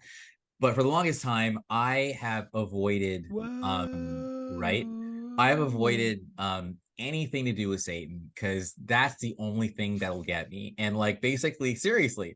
So like even as I'm watching this fucking movie, I'm telling myself, it's only a movie. It's only a movie. Like I'm like, even though I know it's true, I'm still like, it's only a movie. It's only a movie. It can't hurt you. So I'm like, we're not a big scary movie family to start with, but I can get Christy to watch psychological thrillers that may have a little bit of a horror bent to them, or even some like alien kind of stuff like that. She doesn't do anything with possession. yes. Satanism. Yep. Part of it is a Catholic background Exactly, that she man. has. She does like, we're not like super we're, holiday Catholics, but there is just a thing with that I get. Yes, man. I totally get that. A lot of people are like that, where they just like they Nope. can't do the idea of the possession and stuff like that. I love that shit. And it's harking back to what we were talking about before. I think that's one of the things that the Keanu Reeves Constantine movie did incredibly well, was the way they handled possession and the demons and stuff like that. Anyway, Yeah, so basically with Kevin, I was the opposite. I was like, I like it when the demons are on the mellower side. When demons are like grabbing people's hair and dragging them around the room and you have to cut the fucking hair to like free the person, or they're like showing up to like the house of the exorcist people to fuck with their daughter, I'm like, okay, this fucking demon means business. Like it doesn't give a fuck. I was okay with that. I was totally okay with that. Okay. I thought that was great. It was just it gets over like when she's at the front door and then it drags her all the way down the hall and then down the like. That's too much. The chair thing is apparently, I mean, if we believe it, apparently it happened. And remember, Hereditary. This woman's headless and is floating up into a treehouse. So it's a Bible. But Hereditary is a true story. It could have happened. They say we landed on the moon, and we know how that went. So why? Who's to say this isn't true? The moon's hollow, man. No, but yes. Pete, did you watch Moonfall? No, not yet. It's on awful. My list to watch. Go watch it, but it is horrible. Horrible. It's tough. But anyways, yeah. But I don't want to digress too much into that. Although I did watch that today because my son knows that it's so bad that it was a birthday choice for him. Palate cleanser after Black Adam. Oh no, we love it. We watch it because we make fun of it the entire time. Like that's how bad it is. Okay. But back to The Conjuring. It's just those things. Warren, what's her name? The character she plays, the Vera Farmiga plays. She's Elizabeth Warren, right? So it was Elizabeth Lorraine Warren. She did say like this haunting that they did. So the Perron family, of that exorcism that they did freaked her out more than anything in her whole career. Wow. But it wasn't as over the top as what they did in the film. Like the film, you have to spectacularize stuff, Hollywoodize it to make it entertaining. And that's kind of what, like I said, what loses me. One of the things that made Paranormal Activity as creepy as it was is at least the first one. The first one, by the way. So the first one, you never really see the thing that is bad. Yeah. and the only time that you get that super scary moment is at the very end. But there's moments in that film where shit happens. You're like, oh fuck! Like it's a creepy ass film. But like I said, just the couple of things that were too much were too much. Like, but I love the scene where she gets pulled down the chute down into the basement, and she's in the basement, and that's a little creepy. But uh, it was good. Like I like it. I definitely want to see the rest of the franchise. Oh yeah, the Like same. I I'm really in. like I I'm really in. enjoyed this. I want to see the Annabelle films. I want to see Yes. La Llorona. I want to see the other films that are in this. There's like 7 or 8 of them in the total. Like the Nun, that are in this world. Um, but like I said, it didn't scare me so much because it just got a little over the top when it wanted to be scary for me. So But it's I've funny also like because I'm sorry. horror has been my thing since I was like 11. I've been reading Stephen King my whole life, watching horror films and stuff. So I don't scare so easily anymore. Fair. I gotta give props to James Wan, man. He's the shit. I mean, between this Yeah. and Saw, like, dude, you're a Yes. talented motherfucker. And then like, I know he did Aquaman, both Aquamans actually, but like, I just feel like that's range because I feel like Aquaman is a very different film than this was. But Oh I yeah. feel like horror is actually, I think it might be his strong suit. I feel Um, like yeah. so I Yeah, that's right. Because I think I told you, like, the whole basement scene where they have to do the exorcism themselves. Yeah, that was I know for you, that's what took you out. For me, that was like, oh my God, like I'm watching this through gritted teeth. And even when the demons full on like saying, and you're gonna die, like Oh, I that, love that shit. Yeah, that works. it fucked with me. I was like, yo, um, the reason why I don't like it is because like I have a very like active imagination. So I remember even I watch the movie in pieces as I do because I have no attention span. But I remember like, okay, don't watch it too late at night because I'd wake up in the middle of the night and my first thought would just be like, okay, am I alone? Like it was just weird shit. Like I don't like planting seeds for like needless dread. But I think I'm getting to a point now in my age or whatever where I can just rationalize shit and say, Andrew, it is just a movie. Now, if you go start like doing seances, then yeah, then you're gonna call shit on you like what happened in Yeah. Hereditary. As long as you don't do that, you should be okay. Watching the movie See, is not gonna invite it into your home. no, see Yeah. that's what I used to love about horror movies. I don't really watch, any like stuff, you know, lately or recently. But one of the things I always used to love about horror films was that feeling afterwards, that like kind of afterglow horror where the fucking drape would move or something, or you'd hear a noise and Well, you'd be like, I what talked the about it fuck before. I was think I've talked about that? it on the old podcast too. But when I watched Blair Witch Project, I was Yes. living up on a mountaintop in the woods. So when I went home, it was the scariest fucking thing I could have done. Like I was like, fuck. Like if I had come home and there'd been a little stick man hanging from a tree outside, I've been like, nope, nope, I'm gonna go fucking hang out in town. Like I'm staying in hotel rooms. Like I would not have been okay. They're talking about remaking that movie. Oh Nope, God. can't be done. Cannot be done. Why? Cannot be Why done would you do that? because the only reason that movie worked was because of the marketing. Um, Yes, it the will way they never work filmed it, again like, no, because not at found all. footage is overdone now. Found footage is overdone. It's not special. I think But what they when do that is movie dropped, everybody thought it was real. Like yeah. for that first like little bit that it was out, everybody thought it Hmm. was real, Yep. and that was brilliant. Yeah. I say And they ever do a since prequel. Do a prequel about the fucking they Blair Witch. did, they did. They did? They Oh, Fuck. did a they made a sequel. few. Yeah. Yeah, Oh, there's a few my movies bad. in that franchise now. There's a video game in that franchise. Yuck. Like the franchise is done. They've Yeah. done what they need to do with that franchise. Um, They should have stopped with the first movie and the just let first it movie be was its own perfect. little thing. Just it would have just been perfect. But everybody needs a franchise. Bro, that one scene, Um, and it's the scene that everybody always brings up from that movie. But when the girl's got the camera and she's looking into it, and the light pans, yeah, and there's the fucking person in the back on the light, and she doesn't see it, but you see it on camera, you're just like, what the fuck? yeah.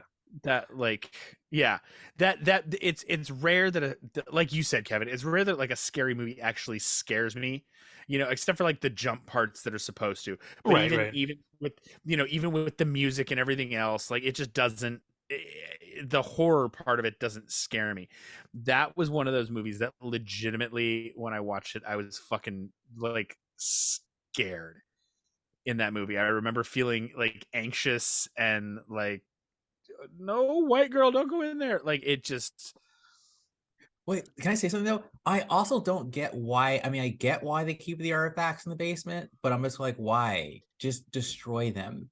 But I guess their They whole thing talk is like, about that though. yeah, we have to keep them trapped or whatever. Yeah. They're contained. What's really interesting too is one of the things that they kind of Hollywoodify about this is that the Annabelle doll Yeah. is a Raggedy Ann doll in real life. Like it's a very Oh, and yeah. I actually think I've think it seen would that. be scarier If it was a Raggedy if Ann they doll. used it Yeah. because as soon as it becomes something that you could actually have in your home, like Oh. that's scary, Which is right? Like probably why they didn't. No, the it's problem probably a is licensing thing.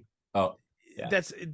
that might be part of it. Part of it's also that a Raggedy Ann doll, and again, haven't seen the movie, but a Raggedy Ann doll is in It's and not of even a itself character in this one, inherently, really. but it or in the in the Annabelle doll, it's Mm. just inherently not scary. But you use one of those porcelain fucking dolls like that; those things are just But that fucking creepy but that's the by thing. nature. I think it not being scary by nature makes it scary because Exactly. it's scary. It's like, have you ever heard the haunted Teddy Ruxpin stories? Holy Okay, shit, no. so Oh, the haunted Google Teddy that Ruxpin shit. stories are very interesting because my little brother Oh God. had both Teddy Ruxpin and Grubby, and um those things I have said to my family before, those are the creepiest toys ever invented. There's no reason for you to have animatronics in your house at all. There's none. They get even freakier because when my brother got older and we were getting ready, instead of donating those toys, I skinned them Oh my God. and put batteries back in them and played the little tape. And it was really creepy because what you could do is Grubby was this caterpillar thing that was in all the Teddy Ruxpin stories. And you could join the two of them together so that you had Teddy and Grubby working together. So you had fucking Showbiz or fucking, whatchamacallit, that fucking rat, Chuck E. Cheese, in your fucking house doing this shit. When you take the fur off of that and just the weird like plastic skeletons of the toys doing it, oh my God, it's the weirdest fucking thing ever because the eyes are going, and without the fur on it, you hear the noise of the eyes moving and the mouth moving. You can suddenly hear the gears, and it just so if you're out there and you happen to be able to get your hands on some Teddy Ruxpin toys, buy one at a garage sale, play the tape, but skin the fucking thing first. It's worth it. Or just Google haunted Teddy Ruxpin stories. There's some weird shit out there. Yeah. I can't wait to see Megan. That comes out in January next year. Yeah. You guys know what I'm talking about? That's gonna Yep. be a cool little yeah. I'll still wait for it to stream, thing. but I definitely want to see it when it does. Right. Yeah, it looks creepy as shit. Is this another in the kind of Conjuring universe, if you will? No, this is different. You haven't heard this one? This one's a little more psychological and less like spiritual, but it's like yeah. Well, speaking of AI, do you remember the teddy bear in AI? No, it's produced by James Wan though. Is it really? Yeah, Dope. man. Yep, we're good. But yeah, it's a little girl. Like it seems like something happens in her life, so they get her this kind of AI doll to console her and be her friend and all this shit. And then of course it goes bad. Well, yeah. I mean, as dolls do. But I think it looks good. Like I said, I probably won't watch it till it streams, but I definitely want to see it. Word up, man. So I don't. Sorry, I know that. I was about to say, do you guys have anything left? I don't myself. I am burnt out. Oh, I mean, yes, but no, because 3 a.m. for you guys already. Uh-oh. Record. I love the guy that works for the internet company is the one with the bad internet. We'll play ourselves out here without Pete because I don't know, man. I guess he needs to talk to his IT guy, which is himself, about fixing that internet. And I don't know if we'll record next week. Pete and I are talking about trying to figure out how, because next Saturday is Christmas Eve, which is not the best night to record. But I could do like Thursday I could do Thursday or Friday night if everybody's available, because I don't work Friday. Thursday night, and so we'll see if we can get something recorded and figure out what that'll be. And if not, then we'll just take a week off for Christmas, and I think that's fair, for me who has been tried to keep something every week. I'm okay with missing a week for the holidays. So for everybody watching, if we don't see you next week, we'll see you the week after. I can let a week go, but I can't let 2 go. With that, thanks for watching. It was a whole lot of information. We had Pete back for you. We apologize for anything he said to offend you. It's Pete. Just remember, he has to look at himself every day, so it's rough. And with that, have a great week, and we will talk to you soon. And if we don't talk to you, this will be our Christmas episode, so Merry Christmas, Happy Holidays, Happy Hanukkah, Kwanzaa, what's the Festivus, all of them.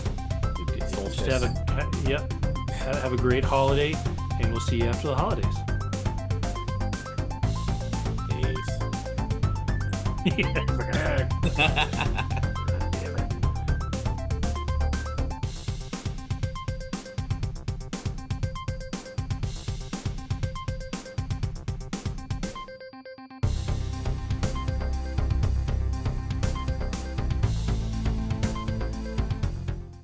Mental health is no joke.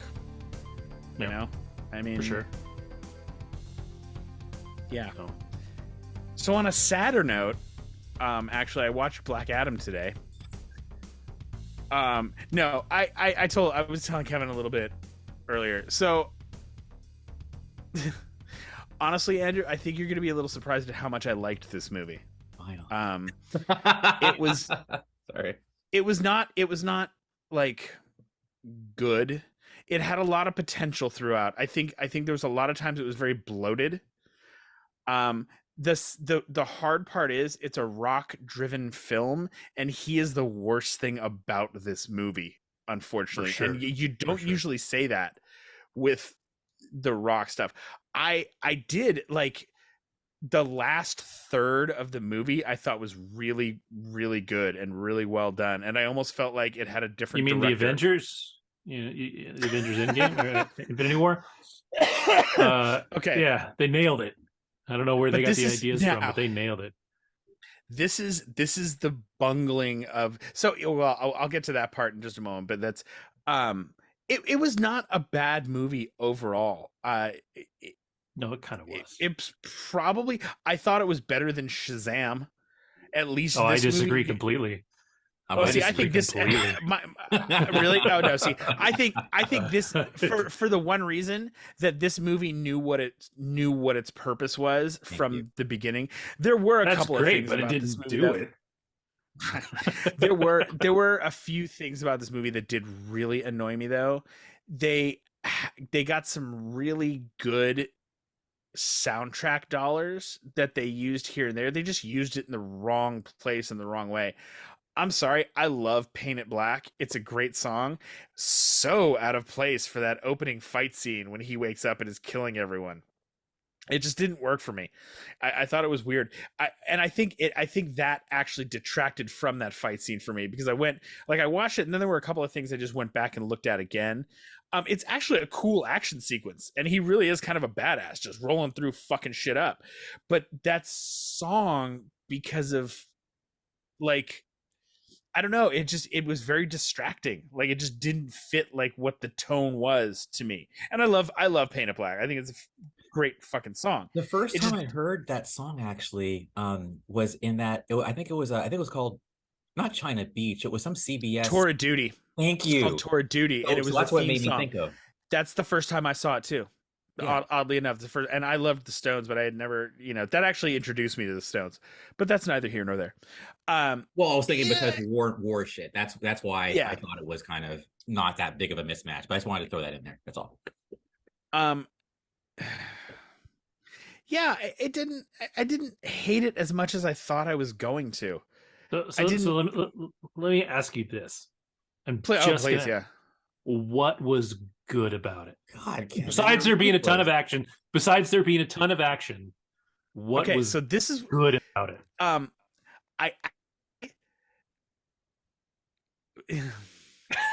Oh my God! No! I want to organize this. I want to organize this thought. No, this is what was good about it. Because this almost segues into a giant DC discussion.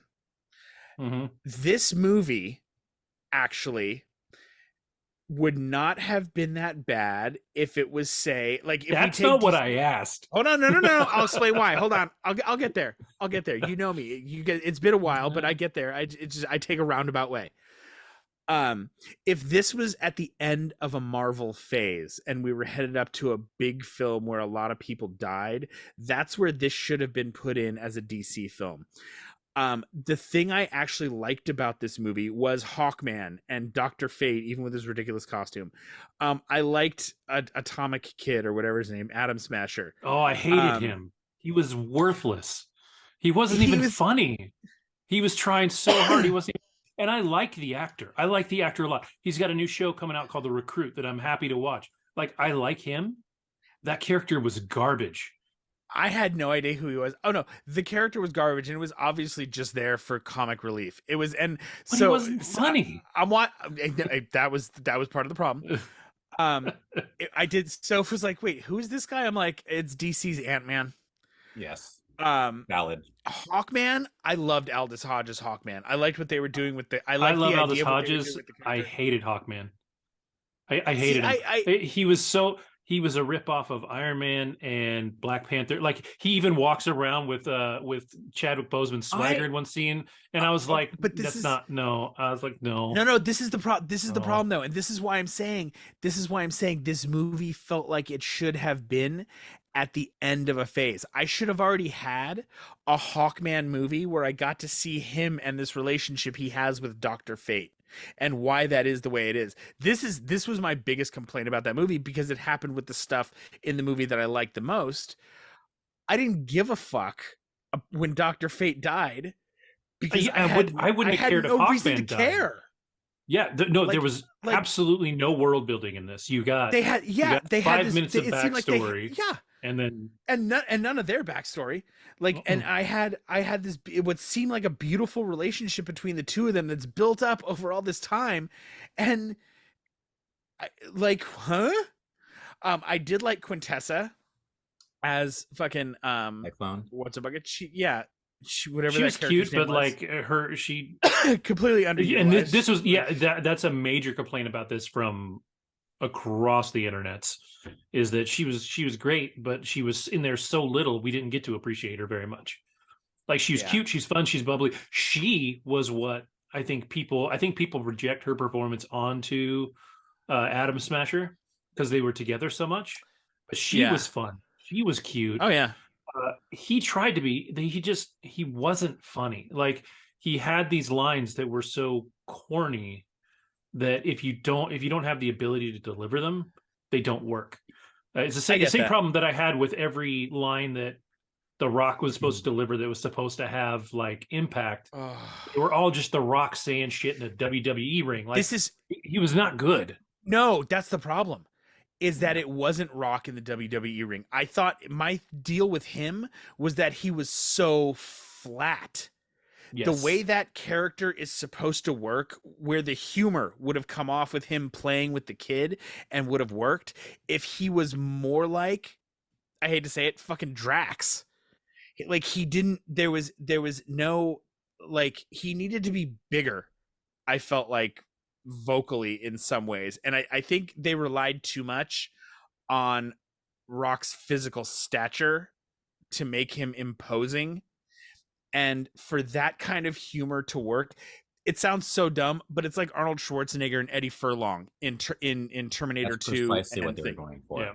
You know, like that's what they felt like, you know, like when the kid's telling him he needs the line and stuff like Catchphrase. that, the catchphrase, all that. And like when they tried to incorporate it, oh, it was so bad. Yeah, and none That of was none of bad. it worked. None of it worked. The kid didn't work. I didn't fucking understand how one kid running up to the top of the mountain and just putting his fucking hands up, the whole fucking community of people that didn't hear anything that happened, that nothing. They're just like, oh fuck yeah, let's rally. H to the Izzo. No. H to the Izzy. Yeah, I was like, no, Like- that's stupid. Like, that's stupid. You are shoehorning in, like, everybody complains about like superheroes being a Mary Stew. You got that from Rey and Star Wars. You get that all over the place. This kid walked up to the top of the mountain and fucking incited a riot by putting his hands in the air. So I'm gonna Like- jump in for a second. I gotta jump in for a second. All right. So first of all, I rewatched the Smallville Absolute Justice episode, and that one had Hawkman and what's his name, Dr. Fate in there as well. And for some reason, again, I'm never gonna call myself a comic guru, but Hawkman and Dr. Fate were absolutely tied together in that one too. So they've always had a bit of a romance going on. And in that episode, Dr. Fate's pretty much insane, and Hawkman is basically trying to like take care of the guy, and I think he actually ends up dying. If I remember correctly. Well, that's what in they don't Smallville. cover in this. In the comics, the helmet drives you crazy. Yeah, Yeah. exactly. Yeah. So it's like, so Dr. Fate is pretty much like, I feel like from the very beginning, like I felt like Dr. Fate was at the end of his rope. He pretty much was like, I'm ready to go. Like for pretty much the first time you see him on screen in the movie. So for me, when he actually did go, it kind of made sense. I do think that yes, this movie cuts to the chase way too quickly. There's not enough backstory. I'm never gonna like take that away. That's true. However, as far as like the kid doing the Jay-Z thing, like for all we know, that might have meant something to Kondak, and we just don't know that. And Oh, no, That's wait, that's that was- shitty storytelling, though. If it meant something, that's bad storytelling. Or it's just that there wasn't enough time. I mean, I'm like it's that wait, it's like with the time skips. Like I'm not the kind of viewer that needs everything explained. Sometimes I can just infer in my head canon, okay, this is why it works. And as someone who has said before that 99.9% of dictators ruin it for the 0.1% who would do a good job, I understand the need to eliminate threats immediately. Because the thing is, one person can indeed incite a movement. And if you kill that person, you can actually make a martyr out of them. So for me, I actually thought all of that was actually very believable. I don't have a problem with him being the character. I have a problem because this is a movie. I have a problem with the storytelling. There was absolutely no story. There was no reason. Nobody was ever looking at this kid. This kid didn't do shit. He talked to his dad once, ran up to the top of a mountain, put up his hands. Everybody freaks out. Then later in the movie, this little kid that fucking nobody knows runs into the streets, stands up on top of a rock and put his hands up, and everybody's like, yeah, we should go fight zombies now because this kid put his hands in the air. Because again, No, because if this means something, that part made sense to me. If this means something to Kondak, then it's a symbol. Yeah, because everybody knew that legend. They still left the statue up. Like, There you go. Everybody knows when he was supposed to come back. I got that part. I got that part more than the kid doing it in the beginning. No, but even in the beginning, but why that kid? Like, why would it work? Because everybody else is working, and he's not. So I think anytime you separate yourself from what you're supposed to be doing, it's like even in Andor, if someone stops putting together like whatever it's supposed to be doing and just does something else, stands on top of a table and does something, that's a pretty serious, Spartacus. like fucking like you're risking your life. So basically, this kid has like said, I'm not going to be a slave. I'm going to stand up and defy these people. And again, this might be some sort of religious symbol. We don't know. And do that. That's going to get a rise, especially since it's only a kid. I think a kid and a child to lead them. That goes to biblical shit. So anyway, I'm not trying to change your mind. I swear to God, all I'm doing is expressing my take on it and how when I rewatched it, I'm like, you know what? Nah, fuck that. All I can say is when I watch this with my kids sitting there, every single one of them was like, why? That's fine. Why does anybody care? Oh no, yeah, no. So was the same way. the best question that I asked my kids today in the car was, I was like, okay, so I'm going to give you two movies, and you're going to tell me which movie was better and which one you liked more. And that was Moonfall and Black Adam. My kids all said Black Adam is probably the better movie. It was a better made movie, better production value, everything. All of us enjoyed Moonfall more because it's so fucking bad that we enjoyed it. My kids did not enjoy Black Adam. That's fair. Like, if you're going to the movie, if you're going to a superhero movie, you have to enjoy it. And especially, like, unless this was rated R, unless this was Deadpool, kids have to enjoy it. And yeah, I mean, Andrew, you pointed out too, like, you can't argue the numbers. Right. Like, so the numbers are out there and people enjoyed it a little, but not enough. But not enough. And I don't know, did we talk about it, or maybe I just talked about it myself, but how I didn't realize that the theaters get half of the money. Yes. Right. So when you see a movie making $1 billion, the studio's only making 500,000. Yeah. So when they put all that money into marketing for this movie, when they put all that money, this movie still hasn't made 400 million. Yeah, it's 385. It failed. Like, Avatar's going to beat it this weekend. Like, it's crazy. Yeah. Like, it's fucked up. And one thing I realized too is I put up some numbers, because I've always thought of The Rock as a movie star, as a guy that drives movies forward, and he's actually not. Like, if you really look at the numbers, he's a fantastic fucking hype man. Yes. Like, nobody believes in The Rock more than The Rock.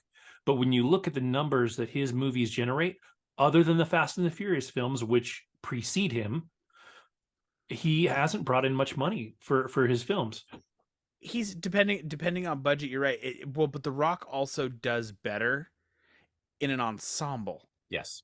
Yes, for sure. Movie, but that because by definition makes him movies, not a star. The Jumanji movies did great. If you haven't seen the second one, the second one with him and Kevin Hart is there's some great shit in that. Oh my god, being Danny Glover and Danny, the two of them, it is so hilariously cheesy and stupid, but it works so well because Kevin Hart, you never realize how much Kevin Hart's old black man is Danny Glover. And The Rock doing Danny DeVito was just fucking it was hilarious. Ridiculous. But that's Jumanji... the difference for me too, is director. Like, this movie didn't have a very good director. Yeah. Yeah. Overall, I liked it.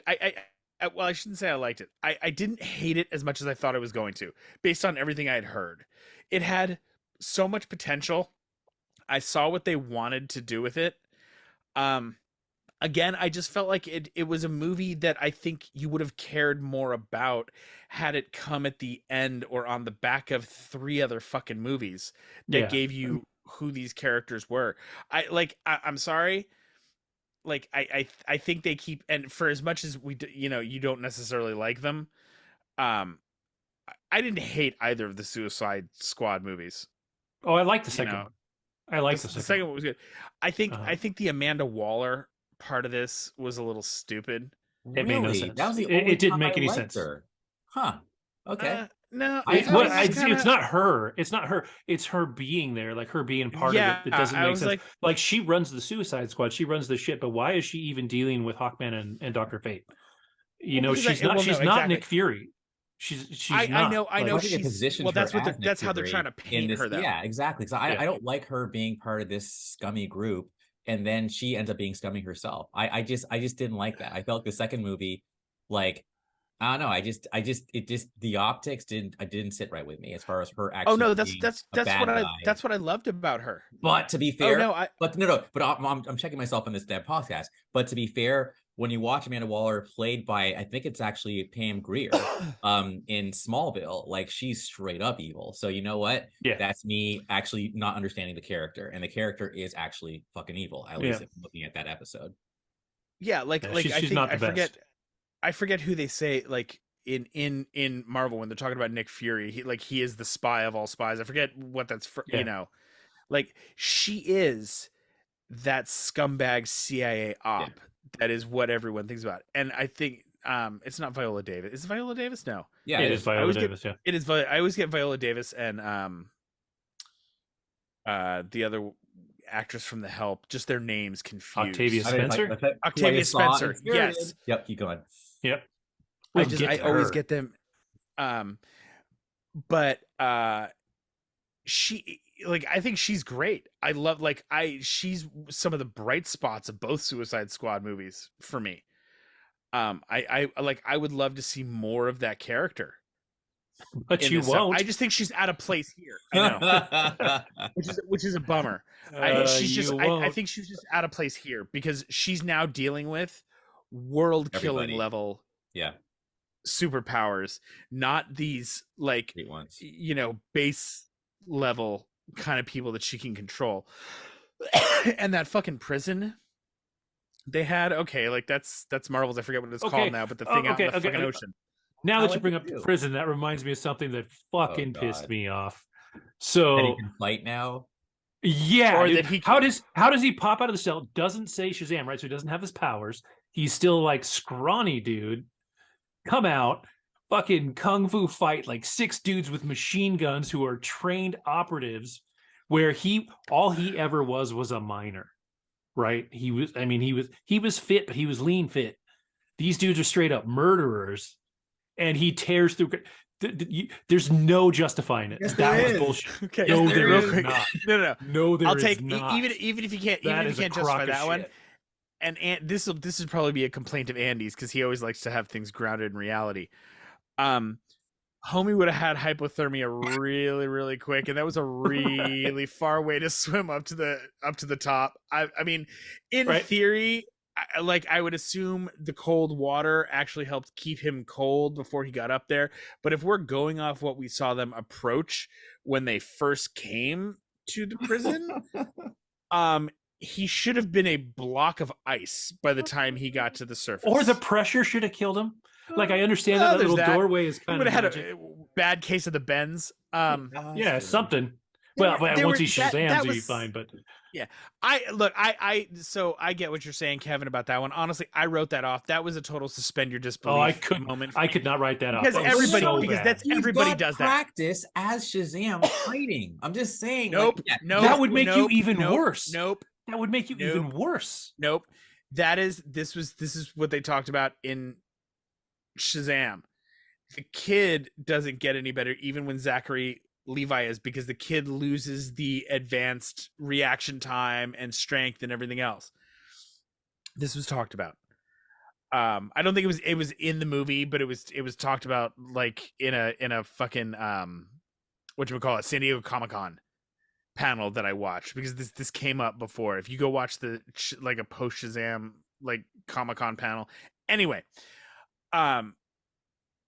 I just wrote that off because it was so just like, that is such just a movie trope where in times of need, people can just naturally kind of fight. It's just how it rolls.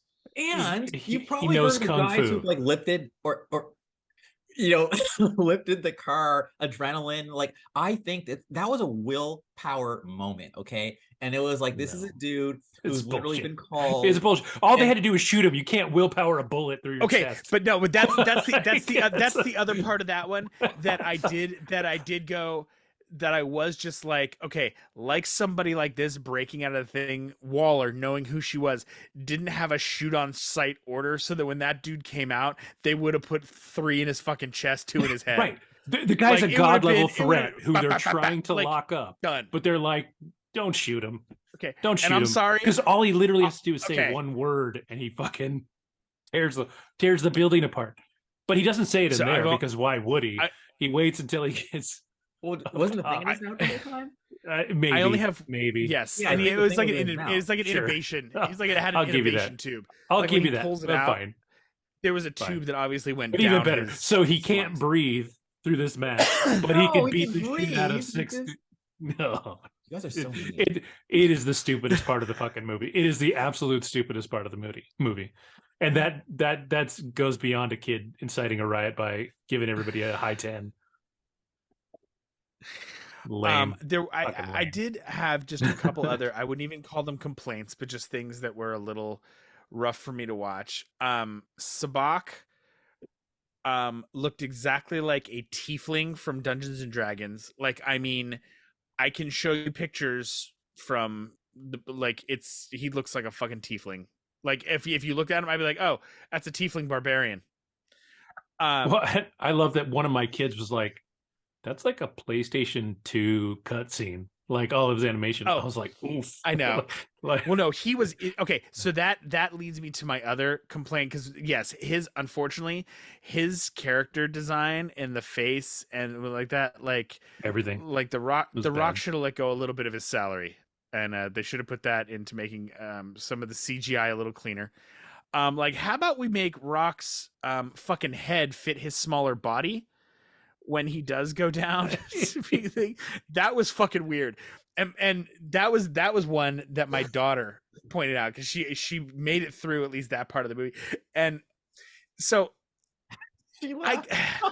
I liked the whole thing that they did where he's actually the dad and it's a rage thing and he killed the kid.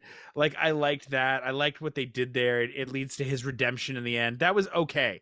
I like, it was going into that, and at first my honest first visceral gut reaction when that first started happening was like, get the fuck out of here with this shit. And then actually that part wound up kind of working for me by the end of it, that I thought that was okay, except for the fact that it was like the Rock was a fucking muscular lollipop walking around. Like, he had this big fucking giant head on this little like, at least when they had fucking Captain America, for instance, They made his head skinnier. I bought that. They skinnied the fucking head. Like, the features were smaller. They did it all down.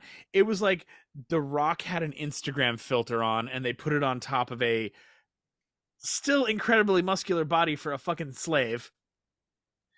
Well, look, the dude worked all day, and he probably, now granted, he probably doesn't have enough protein in his diet, so he probably isn't quite that jacked. But what, Conan got brolic as a slave too. Hashtag just saying. As a matter of fact, as a kid, I remember that. You guys remember the 82 movie where he's like pushing, like he's like doom doom doom. That's like, all he did all day was push and the wheel. And then you show him getting bigger and bigger, and then finally he's just fucking brolic. Wait, was Conan big? You're joking, right? Yes. Thank you. All right. Schwarzenegger's a fucking monster. So it's like, yeah, he was a slave though. I'm just saying, like, just because you're a slave doesn't mean you don't get brolic. You get brolic. No, yeah, absolutely not. I would honestly think that, again, depending on diet, obviously, if they got to give you enough to keep you going, but you don't have time to do anything that would make you fat. So you either strong or you're scrawny. It's one of the two. You can be the burly guy, or you can be. But what is best in life?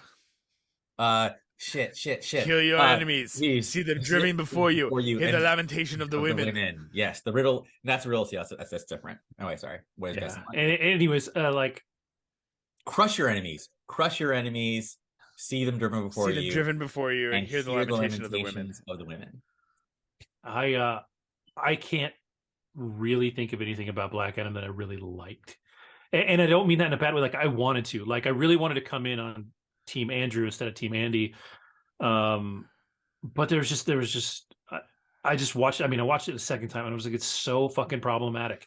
And one of the things, like, it's the same problem we're about to talk about when we start talking about DC. But this movie was a movie born of ego, and that's what killed. Oh it. Yeah, they asked him to appear in Shazam, and he turned it down. Like, he turned down the opportunity to have his character premiere there, which is the right fucking thing to do. Yeah, should have done it there. Yep. You know from watching this that none of the characters that should have mattered are developed. Hawkman's not developed. Dr. Fate's not developed. I fucking okay. The one thing I did like, I loved Pierce Brosnan in this. Oh, he was fucking if great. There was anybody in this I loved, it was Pierce Brosnan. I thought he was fucking fantastic. That's what I'm saying. But though. I hated that he said, "Oh, when I put on the helmet, I have no control over everything," and then every time he puts on the helmet, he has complete control over what's happening. Like, they didn't, like, I was like, you just said something that was kind of but funny. Didn't do it. I was like, none of the things that, like, are supposed to have impact in the movie have any real impact. Like, especially from, like, the dialogue standpoint, they talk about things that are supposed to happen and they just don't, or even Sabak, like Sabak, they're like down in hell. They want to come back and they want to have a Black Adam. You know, they have the bad Black Adam, but like you don't know. They're just demons, so they're bad, right? You don't get the whole story of the underworld. Like when you watch Thor 2, for as shitty as it is, you get the Dark Elf story. You know Yeah. what they're about. Like you have a problem in this film where they never develop a true villain. Sabak's the bad guy, but you don't know why, so who gives a shit? Black Adam's the anti-hero, but they kind of just make him a grumpy hero. You know, sure he kills a bunch of people, but they're also shooting fucking rockets at him from helicopters. So I mean, self-defense. I would also just like to say, you know, in defense of colonizers and Western European interference in Middle Eastern affairs, let's not remember that the bad guys, the intergang that was running the country, completely undeveloped, was led by a citizen of the country. That was Ishmael's little posse that he had trying to find the whole crowd. I don't know if he was the leader or if he was just a member, but like so you don't get into who Intergang is. But that's consistent. Huge. But that's consistent with the beginning of the movie, because the guy who created that crown enslaved his own people. So it's like the whole sure that works. That's fine. That's consistent.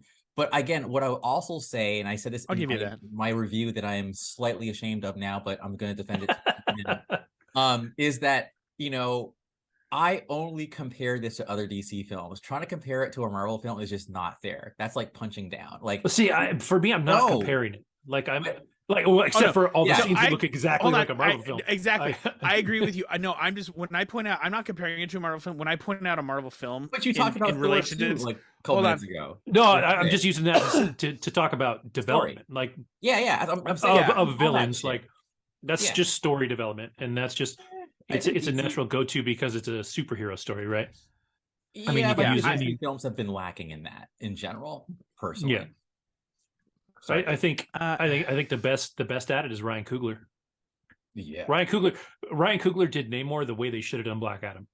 Yes, that's all I can say. Yeah. That's all I can say. Is Namor in yeah. Black Panther 2 is exactly what should have been done with Black Adam. Okay. Oh, and I'm sorry. And this here, if does anybody have anything else constructive to say? Because otherwise, we're just going to keep making Andrew feel bad. I don't think I ever did. No, actually, I was going to talk about really quick. And it's coming. Oh yeah, I remember now. Okay, so the last thing I'll say then on this film is that no one's ever. I mean, you talked about Hawkman, but I think Hawkman to me again, I think he was more just a meaner, bigger, more intimidating Falcon, because I think that Hawkman is very dualistic. He's either it's good or it's bad. He doesn't see gray. He only sees right and wrong.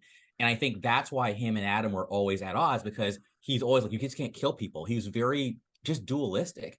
And I think that is what kind of hurt him. But I like seeing that interplay between how Hawkman is like over here, Adam's over here, and Fate's like, I can kind of see both sides. So I'm just trying to like bridge the gap here, guys. Like we're all on one team. Like we don't have to be fighting each other. And I just think that was cool, because I don't think you really see a lot of gray in comic book films. I will agree with you that unfortunately ego did kill this movie. I was happy with the film because I said that I was afraid The Rock was going to make it all about him. I don't think the movie was all about him. I do think that it was also about the JSA.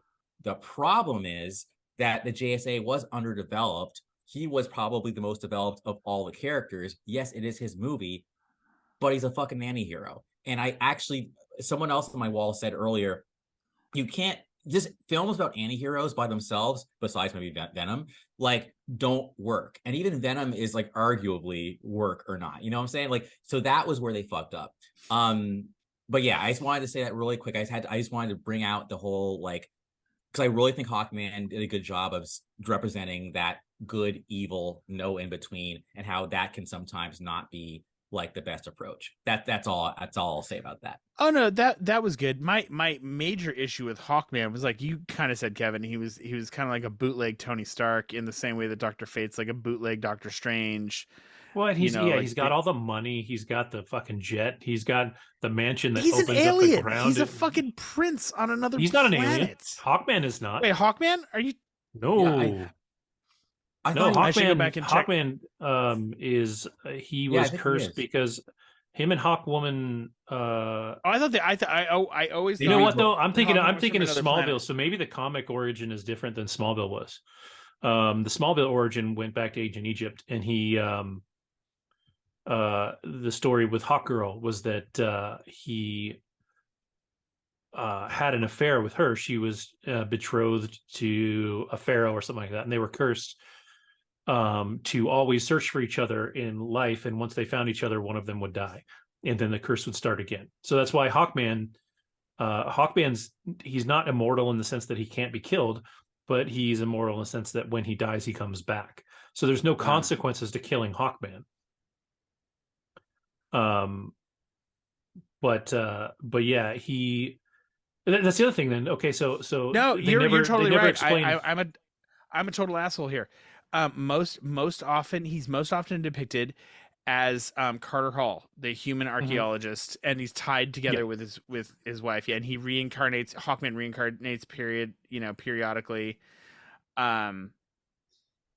Yeah, he's.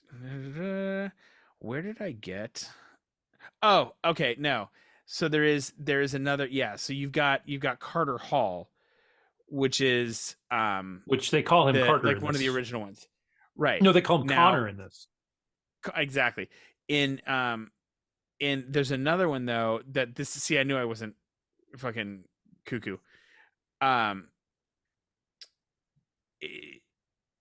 Qatar Hall. He was a police officer on another planet, Thanagar, and his wife and Shayera were sent to Earth for some reason. That's I knew. Yeah, in the new 52 universe, he's an alien. But uses the name Carter Hall. Yeah, and then in the 80s he was a Thanagarian spy. Let's see. Yeah, so he goes back and forth. That's the other thing too. Like you don't. Yeah. You're never really given his power set because for some reason he could punch Black Adam in the face, and with the right windup can actually knock him down. So is he? He gets his ass handed to him every time, though. I mean, he does because he's not as strong as Black Adam. In theory, he shouldn't be. I mean, Black Adam is God level power. Talked about it before. Is the typical DC problem of too many characters being God level powers from the get go. And I had this conversation with somebody earlier where they're talking about Superman being overpowered and Superman's Mary Sue and all this, and I'm like, if you go back to the origins of Superman, he was created by two Jewish authors looking to create a character that they felt they could relate to. He wasn't invincible. He could only jump. He couldn't fly.